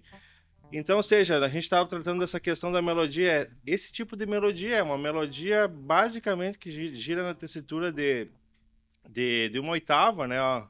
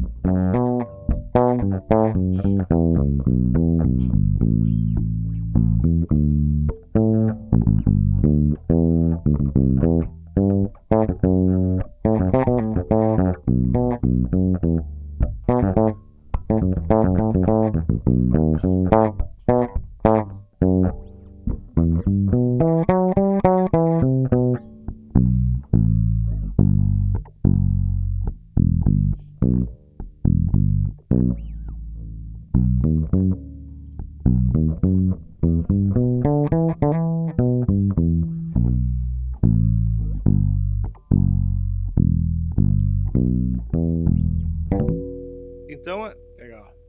por exemplo, quando eu tô tocando essa música, eu não tô pensando só em três, né? Entende? Mas então é o seguinte, tem toda essa forma de pensar a música internamente. Tem horas que eu tô dando uma concepção, pensando ela em dois, tem hora que eu tô dando uma. Posso pensar isso como um seis ou um quatro, entende? Tu tem toda essa diversidade, por exemplo, de formas de pensar, né? Porque, e aí que eu acho que é o bacana, porque isso tem uma coisa dessa. Hoje se fala muito nessa coisa de polirritmia ou de você. Os bateristas fazem muito isso, né? De você pensar por exemplo, pensar um 7 contra 4, ou pensar, né? Tu ter essas são concepções, né? Ou seja, são como é que tu se posiciona sentindo aquele groove, né? Entende? Então o baterista tem muito isso aí, por exemplo, o Edu Ribeiro faz muito isso, o Rogério Pitombo faz muito, muitos bateristas fazem isso, né? E é muito baseado nessa forma de você sentir, né? Por exemplo, de como é que tu vai se colocando. E aí é um estudo de independência mesmo, né, cara? Por exemplo, tem gente que faz isso pensando nessa questão das semicolcheias, né? Você vai agrupando as semicolcheias de diferentes maneiras e tu vai gerando outras formas de acento, de tu pensar, por exemplo, um 7 em cima do 4, né? E já no sul isso é uma coisa muito natural de você, porque às vezes tem o seguinte, tem o violão que não chama, o baixo tá pensando em 3, nesse chama aqui, né, ó. Mas se tu for ver o acompanhamento do violão,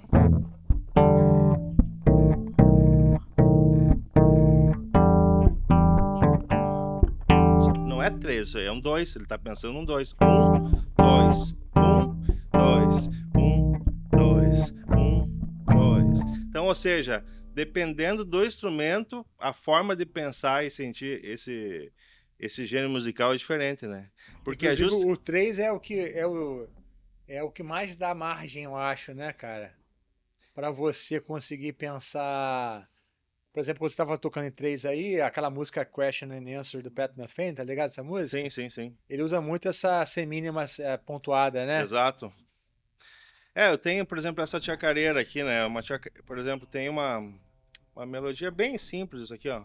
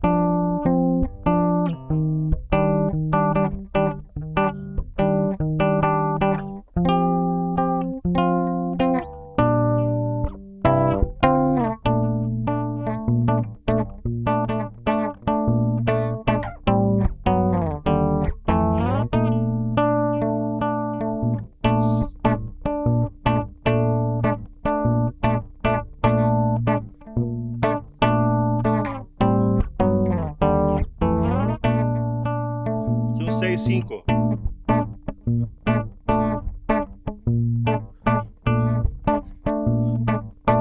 E 3. Então, o que eu aprendi, assim, entendendo essa questão das polirritmias? Cara, nunca vou contar isso aí, entendeu? Não é contar 7, não é contar 6 ou 5. É tu estruturar isso de uma maneira que o groove fale por si só, sabe? Então, por exemplo, eu tô tocando um 5, ó. Assim como, por exemplo, eu tenho, não sei se tu chegaste a ouvir aí nesse disco, tem uma música que é um 6-5, 6-5, 5-6, 5-6, Hum. que é a Lua Negra, né? Então, ela também não foi baseada nessa questão da contagem, né?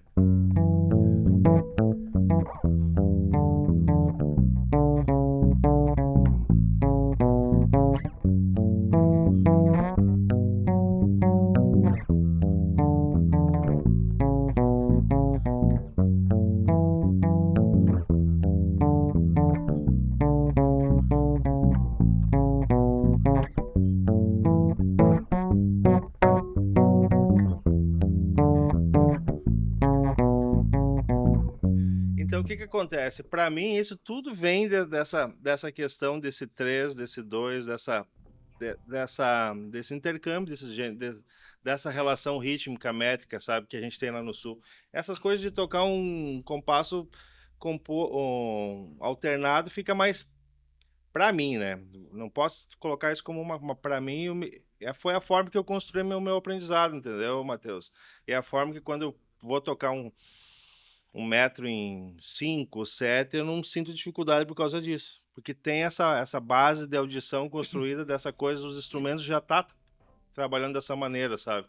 E também você tocou em 3 ali antes, e o que vai determinar realmente uma cara mais regional serão os outros instrumentos, né? Exato, como é que tu vai construindo tudo isso, né? Porque se você estava tocando 3 ali, se fosse uma levadinha de condução ali, estilo Pat Metheny, isso aí com o É, Pet, né? O próprio Pet tem um monte de músicas que é em 3, né? Muito, é. Ele gosta muito de lidar com isso aí, né? Do 3 também. Inclusive, Minuano tem uma história que ele se influenciou muito, né? Por causa do músico argentino que tocou com ele, né? A época, que é o... Agora não tô tentando lembrar o nome dele, cara. Tocou qual instrumento com ele? Percussão. E cantava, que fazia aqueles vocalizes. Não sei se tu conhece a música Minuano, conhece? Cara, não lembro não, mas se eu ouvir aqui, com certeza. É, aqui. Chama ver.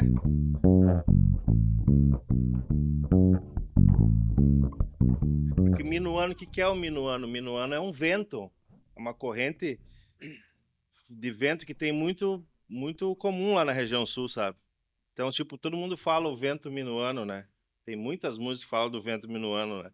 Entendi. E o Pat Metheny, acho que deve ter alguma relação com isso, fez essa composição baseada nisso, minuano, né? Que é esse 3, claro que depois no meio já vira uma confusão isso aí, né? É um brincamento difícil, é uma música bem complexa, né? Esse som, né? Tem muita marimba, tem um monte de instrumentos, assim, mas, ou seja, tem essa influência, eu acho que essa coisa, é isso que o Pest faz, cara, que é uma das coisas, assim, que é um músico que me encanta muito por isso, entendeu?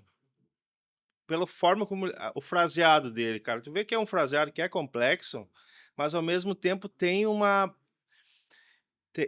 ou seja, é uma comunicação muito direta com quem escuta, né? A forma de articulação, como você que é guitarrista pode falar melhor que eu, mas por exemplo, é um dos caras, quando eu vou improvisar, eu também penso, sabe, cara? Que eu gosto dessa maneira, né?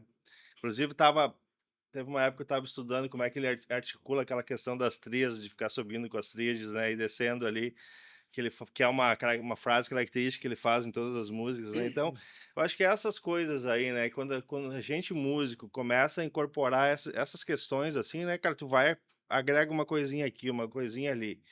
Mas para mim, a minha verdade mesmo é essa coisa de estar com essa cabeça no mundo contemporâneo da música instrumental, mas tá sempre bebendo de alguma coisa desses elementos do lugar, cara. Porque é muito forte para mim, né, isso aí, né? Então Só para concluir o Pet, eu acho que ele é o guitarrista no mundo todo, cara, do jazz, né, que mais tem repertório de ideias.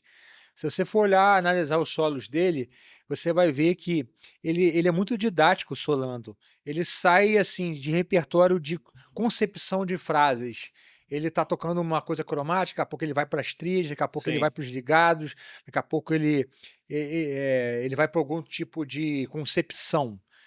Se você sente essa separação no fraseado dele, parece que ele pensou antes de improvisar as ferramentas que ele iria abordar.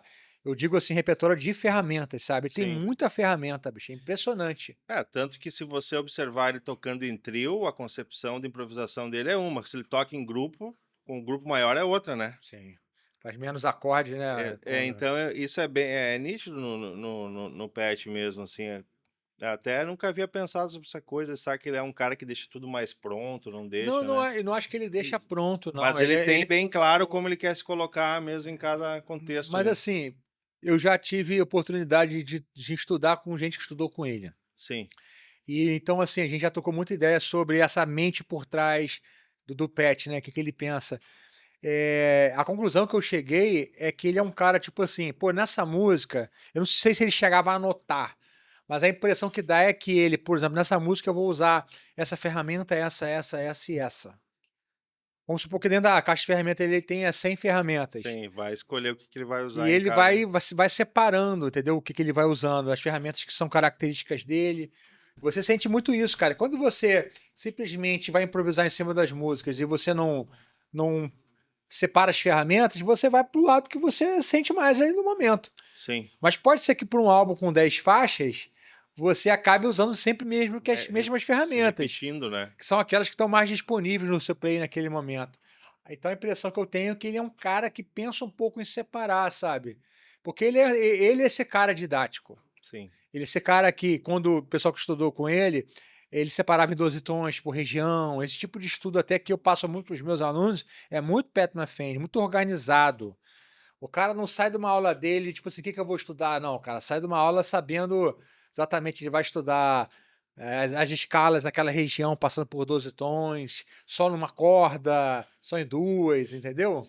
Tanto que dá pra ver isso no Pest pelo seguinte, né, cara? Tu vê que ele malhou muito cada coisa, né?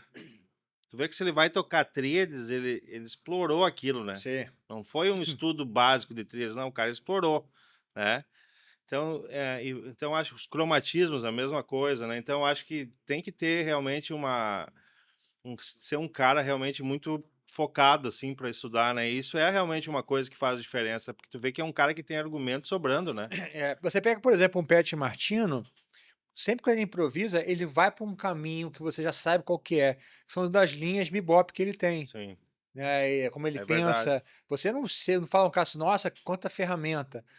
Se você for Ele comparar com já tem uma, ferramenta, exato, o um Pat formato. McAfee tem muito mais ferramenta do que um Pat Martino. Eu não estou dizendo que o que é melhor ou Não, não, pior, né? compreendo exatamente. Então, É, assim, o Pat, eu acho que ele é único nisso, cara. Ele é muito didático improvisando. E às é, vezes algumas pessoas acham que ele é até um pouco careta em função disso, porque ele não vai muito pro lado do blues. sim, Ele não vai muito para esse é. lado, assim. Raramente tu vê ele fazendo alguma coisa que lembre, né? Ele não é muito aquela lance do pentatônica com a Blue Note, como é, por exemplo, um George Sim. Benson. Ah, não, é outra pegada Outra completamente diferente. pegada. E, cara, e trazendo isso até para essa questão da improvisação, né? Eu sempre, cara, uma impressão que eu sempre tive, assim, né? Na questão da improvisação, né? Por exemplo, a gente tem uma linguagem no Brasil de improvisação que ela vem muito do choro, né? O brasileiro, quando tu pensa em improvisação no brasileiro, a linguagem brasileira tem muito a ver com a questão do choro, né? Então eu percebo isso nessa questão, assim, sempre para mim me interessou muito estudar, assim, quando eu pensava em improvisação, de transcrever as coisas do jazz também, sabe? E daí depois, mais para frente, eu fui entender uma coisa, que daí começou a pesar para mim essa questão de equilibrar isso com o regional, com essa coisa de trazer alguns elementos dessa identidade regional característica, sabe? De coisas que soam, que tem a ver com esse lugar, sabe? Mas tem algum improvisador assim que te chamou a atenção nessa região, que tem um vocabulário mais regional assim? Ah, tem vários, cara. Tipo, vou. Lucianel, não sei se você já ouviu falar esse cara. Esse cara é um argentino, né? Que morou em Passo Fundo e foi o primeiro professor do Yamandu Costa, né? Então, ou seja, toda essa coisa desse violão assim, solista, improvisador, né? Que conta uma história quando você. Porque tem músico que faz isso, né, cara? Tem músico quando pega o instrumento para tocar, tu sente um mundo, um universo ali por trás, né? Tem toda uma história. Dominguinhos era assim, né? Dominguinhos, Luiz Gonzaga, assim, foi assim, né? Tu pega os caras, próprio Arthur Maia, como baixista, é assim.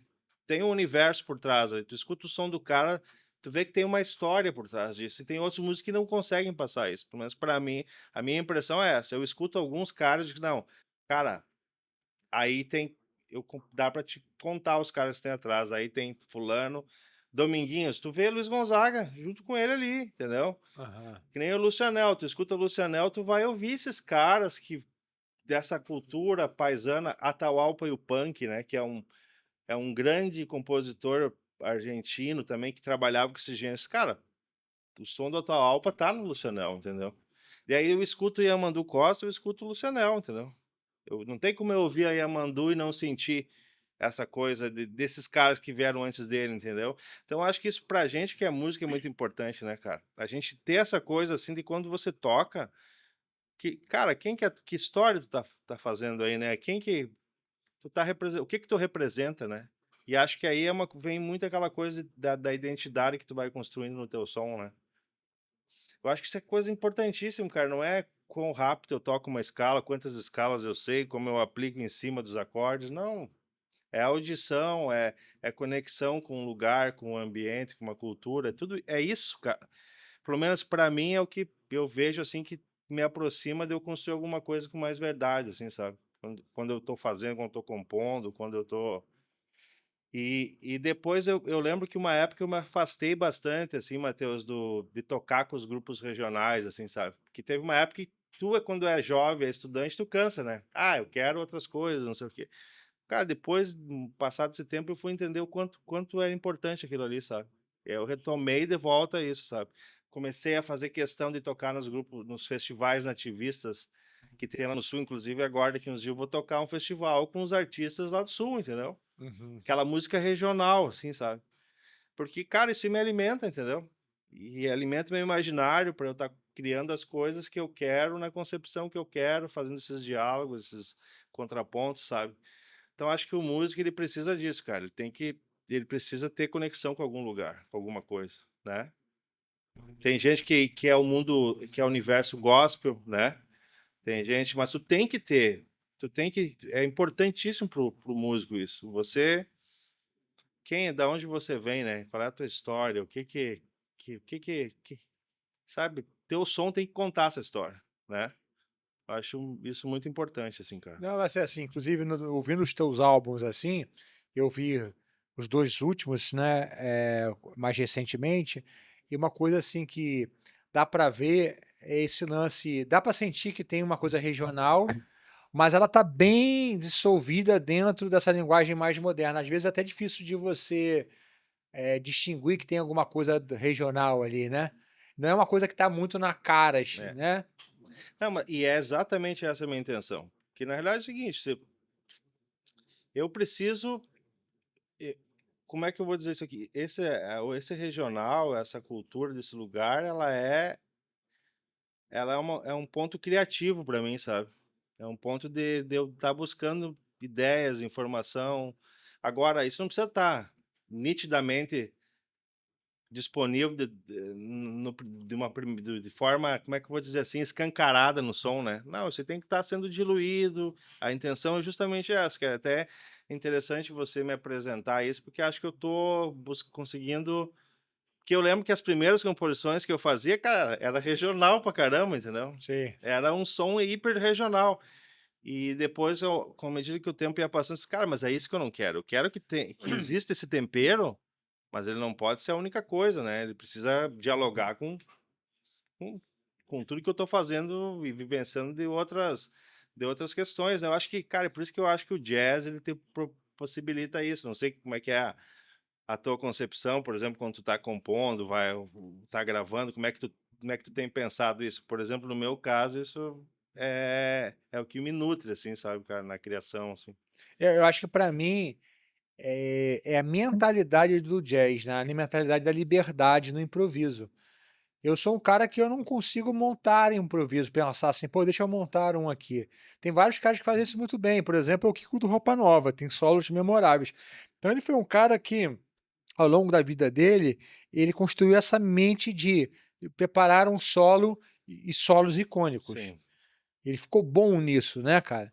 Eu acho que o jazzista, ele fica bom em se arriscar, entrar, cara, não sei onde, vamos dar, vamos ver. E essa liberdade do jazz você vai levar para qualquer outra coisa. Por exemplo, a gente está falando aqui do Pipoquinha mais cedo. Quando você ouve o Pipoquinha tocando, você ouve os elementos do Nordeste nele, você ouve elementos de outras coisas, mas ele tem o espírito do jazz player, né, cara? Do cara que se arrisca, Exato. né? Que tem fraseado, tem swing jazzístico também. E eu acho que ele é um caso muito interessante, porque os elementos brasileiros dele são muito fortes e evidentes. Eu acho que claro, o Pipoquinha, eu considero ele um gênio, né, cara? Ah, Porque ele eu é. acho assim, um cara que chega no nível que ele chegou, na idade que ele chegou, né, com a maturidade que ele tem musicalmente, porque se analisar, eu já transcrevi coisas do Pipoquinha, é muita maturidade musical, né, cara? É novo, né, Por ser cara? um cara novo, né? Então isso aí não é uma coisa que acontece todo dia, né? Eu acho que a maturidade, de uma maneira geral, ela é uma coisa que vai chegando na tua vida, assim, né? Mas ela envolve muito esforço, né, cara? Sim. Uma busca muito grande. Porque se você não tiver essa consciência de querer buscar isso, você vai ficar na mesma, tu vai começar a andar em círculo. Até lembro de uma frase que o Ney Conceição fala, assim, que eu ouvi uma vez ele falando que é o seguinte, cara, o baile é importante, mas tu tem que saber a hora de sair do baile. Então, eu acho que na vida da gente é isso aí. Para que a gente não fique andando em círculos, né? Na música, tu tem que estar sempre se confrontando de alguma maneira, assim, sabe? Todas as experiências são importantes, desde que aquilo não sirva para te acomodar e você fique sempre naquele, né, Matheus, naquele ambiente. Como é que eu posso me colocar de uma maneira desafiadora? Acho que é isso aí, né? E o espírito do jazz é esse, né? Então, acho que cada vez que tu se apresenta e vai fazer um improviso, um solo, tu vai estar sendo influenciado por todo o teu ambiente ali, né? Se o Sim, batera tocar diferente, isso aí já vai repercutir diferente na forma de eu tocar o meu som, né? sim, total. Se eu tocar com um pianista hoje, amanhã com outra, a forma que ele harmonizar, vai me sugerir coisas para eu também pensar o meu improviso de maneira diferente, né? Então, acho que tá tudo relacionado àquele momento mesmo, né? Tá vivenciando aquilo. E por isso que eu acho que uma das coisas mais importantes pra gente que trabalha com música instrumental, o cara tá tocando com gente diferente o máximo de vezes possível, entendeu? Senão tu se acostuma, entendeu? É. E isso, pra se acostumar, né? Tu tem que estar num nível de maturidade muito alto, assim, pra você estar tocando com o mesmo grupo, assim, e aquilo não te limitar, né?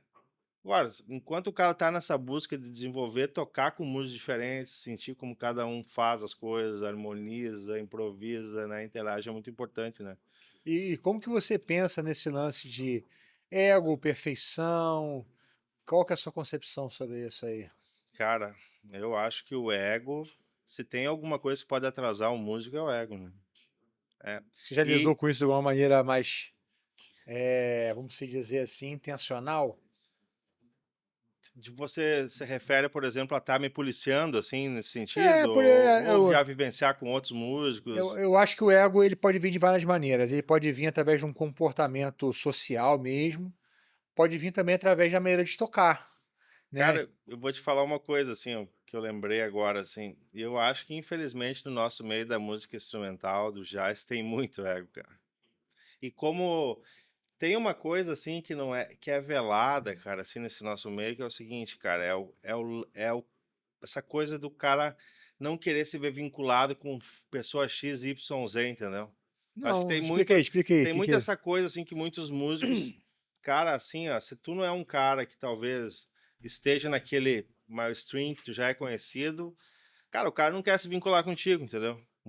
E eu acho que entra naquele mesmo problema. O cara Hum. não conhece, não viu o teu som, não conhece a tua música, mas já tem uma preconcepção sobre você, entendeu? Então, cara, eu até acho você é um cara diferenciado nesse sentido aí. Porque você é um cara que, cara, não importa quem, se é A, B ou C, eu vou ver o que o cara tá fazendo. Vou ver se isso é interessante ou não, né? Então, isso é uma coisa bacaníssima que tu tem, mas que eu vejo, cara, eu já tive muitas situações aonde eu percebi isso comigo, sabe?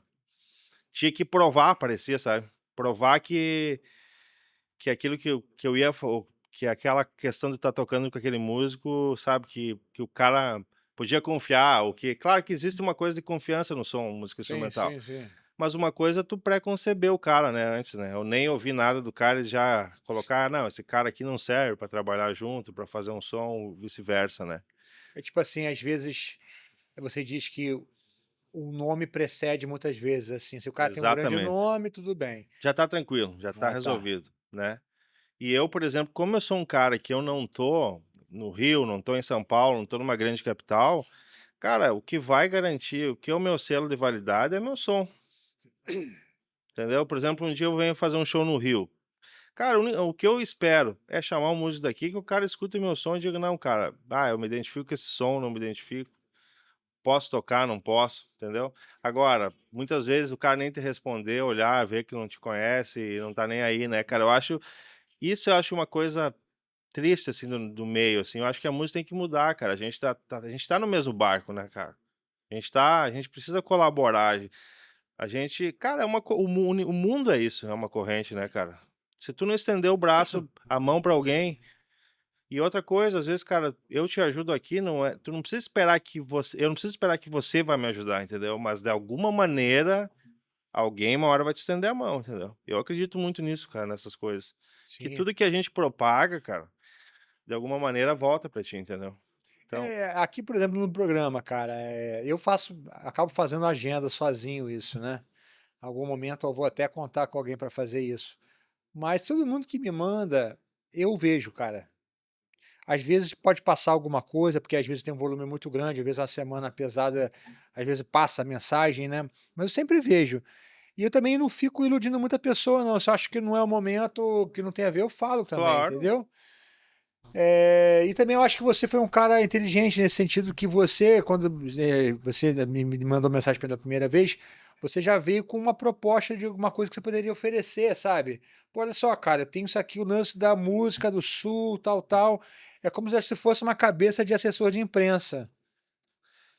É, cara, eu acho que na verdade é o seguinte, eu tenho um compromisso de levar. É aquilo que eu te falando, é isso que eu te falei que eu queria falar, é o que eu tô fazendo nos meus discos, né? É o que. Mas você deixou isso claro que era Eu acho uma coisa que que você tem. talvez uma coisa pelo também o ambiente de acadêmico, isso também é muito importante, o cara ser objetivo e falar o que tem que falar, né? É, Não ficar porque. enrolando, né? Não, e assim, cara, vamos lá. As pessoas estão recebendo currículos o dia inteiro. Como que o seu currículo vai se diferenciar dos outros? Exato, Então, assim, você que tem que deixar isso claro, claro. porque do lado de cá a gente está analisando alguma coisa. Como que eu vou rapidamente ver se a pessoa é interessante ou não? Mas se você já me entregar um caminho interessante, já facilita. Pô, tem esse lado aqui que eu acho que abordar vai ser legal. Pô, concordo, isso vai ser interessante. Vamos ver agora como que é o som, Exato. vamos ver a seriedade do trabalho. Primeiro passo é ser uma proposta direta que te mostre alguma coisa, né. Cara, e acho que esse ponto que você falou, Matheus, é o mesmo para te vender o teu trabalho, cara. É isso aí, ué. Mas Se você você vendeu o trabalho, pô. É isso aí, mas digo, vou fazer um show é a mesma coisa, entendeu. Sim, Você tem que ser assertivo em apresentar o que você quer, né, cara. E eu acho que isso também é um grande ponto que tem muito músico que não consegue entender isso. Se tiver que falar dos seus próprios som, não sabe, né. é verdade, é. Entende? O que que é o teu som? O cara te pergunta: "O que que é o teu som?" Daí o cara não sabe dizer o que que é o som. Inclassificável. Faz Inclassificável, então meu amigo. são essas coisas, assim, sabe, cara. Esse universo, ele é muito complexo, cara. Todo mundo que fala, 99% de chance, a pessoa que fala que o som dela é inclassificável, ela ouviu pouca música, É, provavelmente. né. Concordo Porque, contigo. cara, qualquer coisa que você faça, cabe em alguma prateleira. E a Exato, prateleira não é para mim e pra você. A prateleira é para quando você precisa botar em alguma prateleira para alguém tirar de lá, cara, pra alguém saber como que acessa. Você quer ver? Você vai botar teu álbum no Spotify, você vai ter que escolher uma prateleira. exato. Se o teu álbum, se tua música é inclassificável, você não vai botar nada aqui É. então. Não, é isso. Eu acho que isso é importante. Cara, o que que eu ia falar agora que tá me fugindo aqui, que eu queria dizer sobre isso? Os Ah, inclassificáveis aqui, não. essa é boa, bicho, tem a galera que é muito vaidosa. Ah, cara, meu som não é não, cara, esforça um pouquinho só, ouve um pouquinho de música, que você vai conseguir colocar em várias prateleiras o teu som, entendeu? Hoje mesmo tá subindo meu livro para vender na Amazon, e eu tive que escolher quais são as Aonde categorias. tu vai colocar ele, Pô, né? você vai ver, aí se encaixa um pouco aqui, um pouco aqui. É, eu acho que isso é muito importante mesmo, cara. E voltando a essa questão, acho, da colaboração, assim, ó, eu me preocupo muito com isso, cara. Eu acho que o mundo, de uma maneira geral, ele tá individualista, entendeu? E acho que o reflexo na música, cara, porque eu acho assim, é tão bonito falar que a música é democrática, né? Ela é intelectual, que ela propõe reflexão. Porque tem uma, se a gente quiser falar sobre música instrumental, música criativa, a gente vai encontrar um monte de sinônimos aí que a gente começa a ter que interligar isso. Mas e a gente vive isso no dia a dia, eu sou assim com o meu colega músico, eu tenho todas essas questões que eu às vezes falo, o que a gente porque é bonito, né, cara, é intelectual, é uma coisa refinada, a gente sabe tudo isso. Cara, mas a gente tem que viver isso no dia a dia da gente, entendeu? Eu acho essa ser uma pessoa tentar ser uma pessoa legal com os outros, entendeu? Com os Sim, demais, sim, sim. respeitar a todos, né? Cara, se tu puder estender a mão para alguém, por que que tu não vai estender? Estende a mão, né. Acho que são coisas, assim, que é importante a gente falar na música, cara. E independente se a gente trabalha com música instrumental, se é qualquer gênero que seja, Mas a gente ter essa consciência de coletividade, né, que a gente precisa ter. Que isso aí só agrega, cara, entendeu? Só agrega. Como eu sempre digo assim, cara, às vezes vai um músico lá pra minha região. Cara, se o cara me pedir, tem lugar pra eu ficar, cara, eu vou, a minha casa tá ali disponível, cara. Eu acho, quantas vezes eu fiz isso, tantas vezes as pessoas fizeram por mim. Cara, e às vezes é uma coisa de nada pra você, mas pra uma outra pessoa ajuda um monte, entendeu? Isso é um exemplo. Às vezes tu pode indicar o cara pra alguém. Eu acho que tem inúmeras coisas que a gente pode fazer, né, Matheus, pra se ajudar. Cara, isso só faz bem, velho. Só faz bem. O cara deita no travesseiro, tu sabe, pá, cara, hoje meu dia foi bom, né? Fiz algo bacana, né? Não é só aqui competição, música, eu tenho que vender isso. Não, cara, é colaboração, é um tá disposto a ajudar o outro. Acho que ser generoso com o outro, sabe? E saber, cara, que fama, essas coisas todas aí, velho, você vai passar. Daqui 40 anos já foi, entendeu? Até E- mesmo na carreira do músico, ele tem aquele momento onde ele é novidade, exato. mas vai ter um momento também que ele vai se estabilizar e depois vai também passar o hype. Eu digo assim, cara, quando você realmente alcança um patamar bacana, tá todo mundo prestando atenção em você. Isso vai passar, cara. Claro. Porque são ciclos, a música é assim. Quanto mais no Brasil, cara. No Brasil é muito difícil você ser um músico e o seu nome ser lembrado. Sempre, né? Irmão, é muito É difícil, difícil. cara, o músico brasileiro ser lembrado. Basicamente, 99% dos grandes músicos brasileiros construíram uma carreira, junto a um grande artista. É, tá muito ligado a acompanhar um artista aqui ainda, né, cara? Pode ver, o próprio Nico Assunção, a carreira dele foi muito em cima, tocando com outros artistas, como o João Bosco, por exemplo, né? Então sempre estava vinculada, né? Parece É. que a música instrumental, ela ainda não carece daquela coisa de ter um protagonismo próprio. Tu pode até ver, até um artista que lida com a estética instrumental, parece que muitas vezes ele tem que estar voltado sempre pra canção, porque tem todo um histórico por trás disso, Sim. né? Você quer ver, cara, aqui no Rio de Janeiro tem uma parada legal, que aqui foi a meca da música por muitos anos, né, os estúdios estavam aqui, então você tinha muito músico top do Brasil aqui no Rio. E tem vários músicos que eles acompanhavam grandes artistas, mas eles tinham aquela cabeça muito do músico americano. Pô, tô acompanhando aqui, mas eu preciso ter o meu álbum.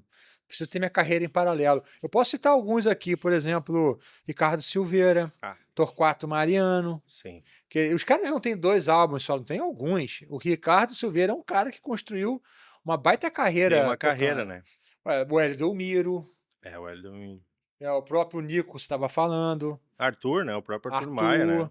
Então, assim, a galera tinha essa preocupação. Cara, eu não posso ficar só acompanhando. Deixa eu fazer o meu também. E hoje em dia, se eu quiser acessar, pô, quero ouvir Ricardo Silveira. Eu vou no Spotify, vai aparecer o álbum do Ricardo Silveira. Exato. É. Olha a importância disso, né? Não, e aí a gente volta a esse ponto que tu tá falando, Matheus, volta lá no início que a gente estava falando de distribuir, né? De ter a carreira realmente pensada, sabe? Que nem tu falou, não depositar todos os ovos no mesmo lugar, né? É isso aí, cara. Vitor Biglione também. É. Consegue me lembrar mais de quem? Algum? Consegue aí, Ah, tem Nate? muita gente, cara. Tá. Eu digo Falando de assim que tem guitarrista, mais de né? 5 álbuns aí, 5 álbuns para mais. Torquato, Ricardo Silveira, Vitor Biglione. Ai, Arthur, Nico, deixa eu ver quem mais tem aí. Cara, tem Jorge Elder, tem muitos álbuns solo, Jorge Elder é, também, né? Então tem muitos músicos assim, sabe? Eu acho que, cara, e Pascoal Meirelles, Pascoal, que inclusive eu gravei o álbum dele, Guitar Project. ó, que legal. É, Já saiu? legal. Já tem tempo, Ah, esse já. eu não ouvi ainda, cara. Já. Quero ouvir. Depois você ouve lá. É engraçado porque eu comecei a tocar com ele tinha fechado, o álbum já estava fechado. Mas eu comecei a tocar uns sons meus, já são umas coisas meio doidas. Ele, pô, Matheus, fiz a música pra você, cara. Eu falei, opa, ele, então vamos gravar amanhã lá no estúdio. Ah, que legal, velho. Fui lá e gravei com ele lá, foi muito legal. Inclusive foi com o Jorge no baixo. Jorge Elder. É. Esse é um outro cara, assim, que é uma referência, né, cara? Inclusive, eu queria mencionar isso, sabe? Porque eu acho que os baixistas, né, a gente tem que. A gente fala muito, assim, de músicos americanos, mas a gente tem que valorizar os nossos músicos brasileiros, né, cara? Cara, ontem eu tava ouvindo o Nico Assunção, velho. O nível que o Nico Assunção levou baixo, assim, a música, sabe, cara? Ver ele tocar acústico e elétrico. Cara, ele foi um dos maiores do mundo mesmo, assim, sabe? Sem sombra de dúvida, assim, não é, porque não, é isso aí mesmo. E o Arthur Maia é a mesma coisa, sabe, cara? Pensar, É. dar 2 exemplos, eu poderia citar o Paulo Russo, né? O próprio Arismar, foram caras assim que levaram a, não só a questão do instrumento contrabaixo, mas da música, né? Da carreira, assim, né? São exemplos pra gente seguir, né, cara? De É. artistas brasileiros, assim, né? E tem muitos outros, né? Então, João Castilho também, mais um. João Castilhos.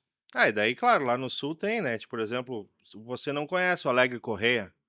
O Alegre Correia, cara, é um músico de Passo Fundo, guitarrista, compositor, ganhou o Grammy com o Joyce Avenue. Que legal, hein? Cara, ele era o guitarrista do grupo Joyce Avenue. Qual a idade dele, mais ou menos? Cara, ele deve ter uns 60 agora. Ele é mais. Ele morou muitos anos na Áustria, né? Eles Ah, foram com a banda inteira pra lá uma época, sabe? E o Joyce Avenue viu ele tocando um dia lá num clube de jazz e chamou ele pra banda. Então, tipo assim, o próprio Yamandu Costa, ele de Passo Fundo também. Então, o Sul tem muitos músicos, assim, o Sul tem muito essa coisa de 2 instrumentos, né? Que é o quê? O acordeon e o violão, né? A guitarra. São os instrumentos linha de frente desses gêneros musicais, né? Gaúchos ali, platinos e tudo mais, pampianos, né? Então, assim, a gente que nem eu que venho, tem um outro grande contrabaixista, que é um cara que me influenciou muito, que é o Ronaldo Sajorato, não sei se tu conhece. não O cara conheço. ganhou o prêmio Visa, gravou com o Joseph Avinu também, então a gente tem muitos músicos, sabe, para serem descobertos ainda, né, Matheus? Ô, Então, acho que assim, é essa, e é por isso que eu sempre falo, cara, a gente tem que ser grato com os nossos mestres, cara. Pessoas que de alguma maneira nos ajudaram, assim, sabe? Isso tem que estar na nossa memória, sabe? É assim que a gente leva para frente a coisa, né? E é assim que a gente vai conectando as histórias, vai criando a nossa identidade, né? Tu tem que saber de onde é que tu veio, né? Quem não sabe de onde veio, também não sabe para onde vai, né? Tem esse ditado aí, alguma coisa nesse sentido, né? Então acho que é importante a gente ter isso em mente, né, cara? E você já pensou em desistir ou se arrependeu de ter seguido a carreira? Cara, eu acho que eu desconheço alguém na música que não pensou em desistir ainda, eu acho, né? Que já não passou momentos difíceis. Cara, a música tem que ter uma mentalidade muito forte, eu acho, né, cara? Porque é o seguinte, cara, a gente vive a dualidade de, às vezes as pessoas estão te admirando por alguma coisa que você tá fazendo, mas como você falou, o boleto tá atrasado, entendeu? E aí? Eu já passei várias vezes por isso, né? E principalmente assim, à medida que você vai tomando as suas escolhas, que você vai fazendo as suas escolhas, que tu vai, por vezes, redirecionando a tua carreira, os desafios, eles no início, eles aumentam, né, cara? Porque enquanto você faz tudo, toca com todo mundo, grava com todo mundo, por vezes, só que é como você disse, lá na frente talvez isso também te atrapalhe. Eu lembro que quando eu comecei a tomar as minhas decisões de querer ter uma carreira, querer ser um pouco, tomar decisões de onde que eu quero tocar, com quem que eu quero colaborar, isso aí é desafiador, né? Então também passei por uns momentos difíceis assim, pensei em desistir. Cara, mas eu acho que isso aí é muito da missão, cara. Eu sinto a música pra mim como uma missão, sabe? Não é só uma coisa de eu tô tocando aqui porque é um trabalho, é um emprego, que nem diz assim. Não, cara, se eu não fizer isso aqui, cara, não sei que eu vou, não, como é que eu vou viver, entende? Uhum. Então tem esse lado meio poético, romântico, mas aí eu tento fazer de tudo no meu dia a dia pra tornar isso uma coisa viável, né? É, quando a gente tem família, né, cara, É, eu acho que essa cabeça muda muito, porque vem uma cobrança explícita mesmo, né, às vezes da própria esposa, e eu vejo muitos músicos se separando exatamente por isso, né, porque a mulher fica frustrada, se apaixona pelo cara, pelo artista exato. que ele é e tudo, mas aí o cara não consegue passar nunca daquela arrebentação financeira, ou às vezes ele ficou um tempo num trabalho bacana, mas fica às vezes um ano sem fazer nada. Pô, um músico parado um ano, cara. É, Isso pode destruir realmente a vida financeira do cara, a família. é. Eu acho que, cara, eu vou dizer assim, eu acho que todo mundo passa por desafios, assim, eu não vou dizer que não tenho passado, que nunca passei, já passei várias vezes, eu acho que, mas o que eu tenho tentado fazer, eu acho que sem rodeio, assim, sem ser um cara, assim, vender um sonho, assim, cada dia, velho, eu acordo de manhã pensando em o que que eu vou fazer hoje para tornar esse meu trabalho um trabalho que tenha mais espaço para atuar, seja com o meu trabalho artístico, seja para dar aulas, seja para daqui um pouco vender o meu curso, né. Então, assim, eu acho que, cara, é isso, velho, porque é a mesma coisa que o cara abrir uma empresa, entendeu? Tu vai ter que ter esse trabalho, né, qualquer coisa que tu vai empreender, assim, que tu queira transformar, queira uma ideia, um sonho, né, Matheus, em algum você, a tua escola, né, cara? Se você olhar, por exemplo, eu conheço tua escola já há alguns anos, mas quantas vezes você quebrou a cabeça para tornar essa ideia o que ela é hoje, né? Sim. Então, assim, é uma coisa que tu vai regando ali, que tu planta aquela semente, tu vai cuidando dela, né? Eu acho que o nosso trabalho, a música, é isso aí também, né, cara? É É. cuidar dela todo dia, né? Se dedicar todo dia, né? Cara, vamos lá, a gente já estamos aí para 2 horas de podcast. Fala aí para a galera o seguinte, onde que a galera te encontra, o que que a galera pode consumir Tá. do Gadiego?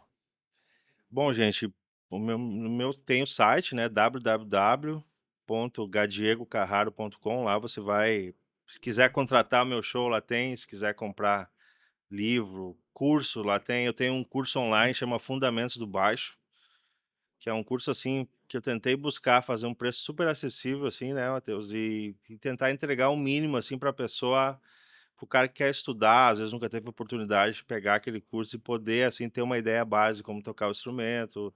Tem audições ali, tem material em PDF também. Tem uma coisa que eu considero importantíssima e que eu não vejo os livros hoje, os materiais falarem. Cara, tu selecionar audições, entende? Tem Legal. audições para o cara, em cada lição que o cara passa ali, tem audições selecionadas para esse cara, entende? Para ele ouvir aquilo, entendeu? Naquele momento, assim. Então, acho que são coisas que ao longo que eu venho desenvolvendo, assim, no meu aprendizado, eu tento colaborar. Tem os discos aí, né? Tem esse songbook aqui, ó, que é um songbook que tem muita coisa de música sul-americana aí, né? Se as pessoas quiserem conhecer um pouco de como é que é a função do baixo na música sul-americana, na música gaúcha, uruguaia, argentina, que tem esses gêneros que a gente falou aqui, milonga, chamamé, chacareira, tem muitos ritmos aí, né? Algumas coisas que eu já gravei, mas tudo coisas que eu gravei, né? Que a pessoa também vai ter o disco, se ela quiser ouvir, tocar junto e tudo mais, né? Legal. Tem playback?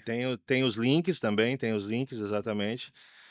E, cara, e a gente segue aí, né? Com mentorias online também. Eu tenho um projeto que eu trabalho especificamente com o aluno, tanto baixo acústico, baixo elétrico, né? Também faço um trabalho de integrar os 2 instrumentos, né, para quem quer estudar o acústico. Eu acho que para o contrabaixista, o contrabaixo acústico hoje é uma coisa bem importante, assim, sabe. Uma coisa que eu recomendo que o contrabaixista estude contrabaixo acústico também, né. Porque o contrabaixo acústico ele surgiu primeiro que o elétrico, né. Então ele tem uma abordagem musical pedagógica ali que vai te ajudar, né, a forma de pensar o instrumento, porque o instrumento elétrico ele tem essa derivação, ele é muito escalar, né. O acústico você já tem que pensar ele diferente, né. É, o instrumento são 2 instrumentos diferentes, né. Diferentes, né. Então, às vezes para tu ter uma noção, uma concepção, construir uma concepção mais de melodias, de pensar, de enxergar o instrumento de forma diferente, também o contrabaixo acústico te dá essa possibilidade, né. E outra coisa que eu recomendo é estude arco, estude contrabaixo, um pouco de contrabaixo orquestral para te começar a entender o que é um vibrato, tocar afinado, né, ter todas essas construções, assim, né, que a gente tem que ir incorporando, né, cara. Eu acho que o contrabaixo é um instrumento desafiador por isso, porque tem essas variações aí, né. Tu vai tocar um fretless, é outra coisa também. É um outro tipo de vibrato, né, uma outra forma de se posicionar, então tem muitas possibilidades aí, né, para as pessoas que quiserem contatar e estudar aí, né. Então, galera, tá passando aqui embaixo aqui, o Instagram, também o site, mídia social, desculpa, o streaming também para vocês ouvirem as músicas, tem 6 álbuns solo, tem muita coisa legal, gente. Pô, ouçam aí que vocês vão ficar surpresos aí com a qualidade do trabalho. Mais alguma coisa? Cara, só te agradecer, né, meu irmão, prazer te conhecer pessoalmente aí, tu é um cara, assim, que é uma referência aí, sabe. E Obrigado. é esse exemplo bonito aí que a gente quer, sabe, cara, que eu acho que a gente tem que propagar, né. Dessa união. Vou te esperar lá no sul também, pra gente fazer um som junto lá e levar o teu trabalho lá para o sul também. Pô, vamos lá.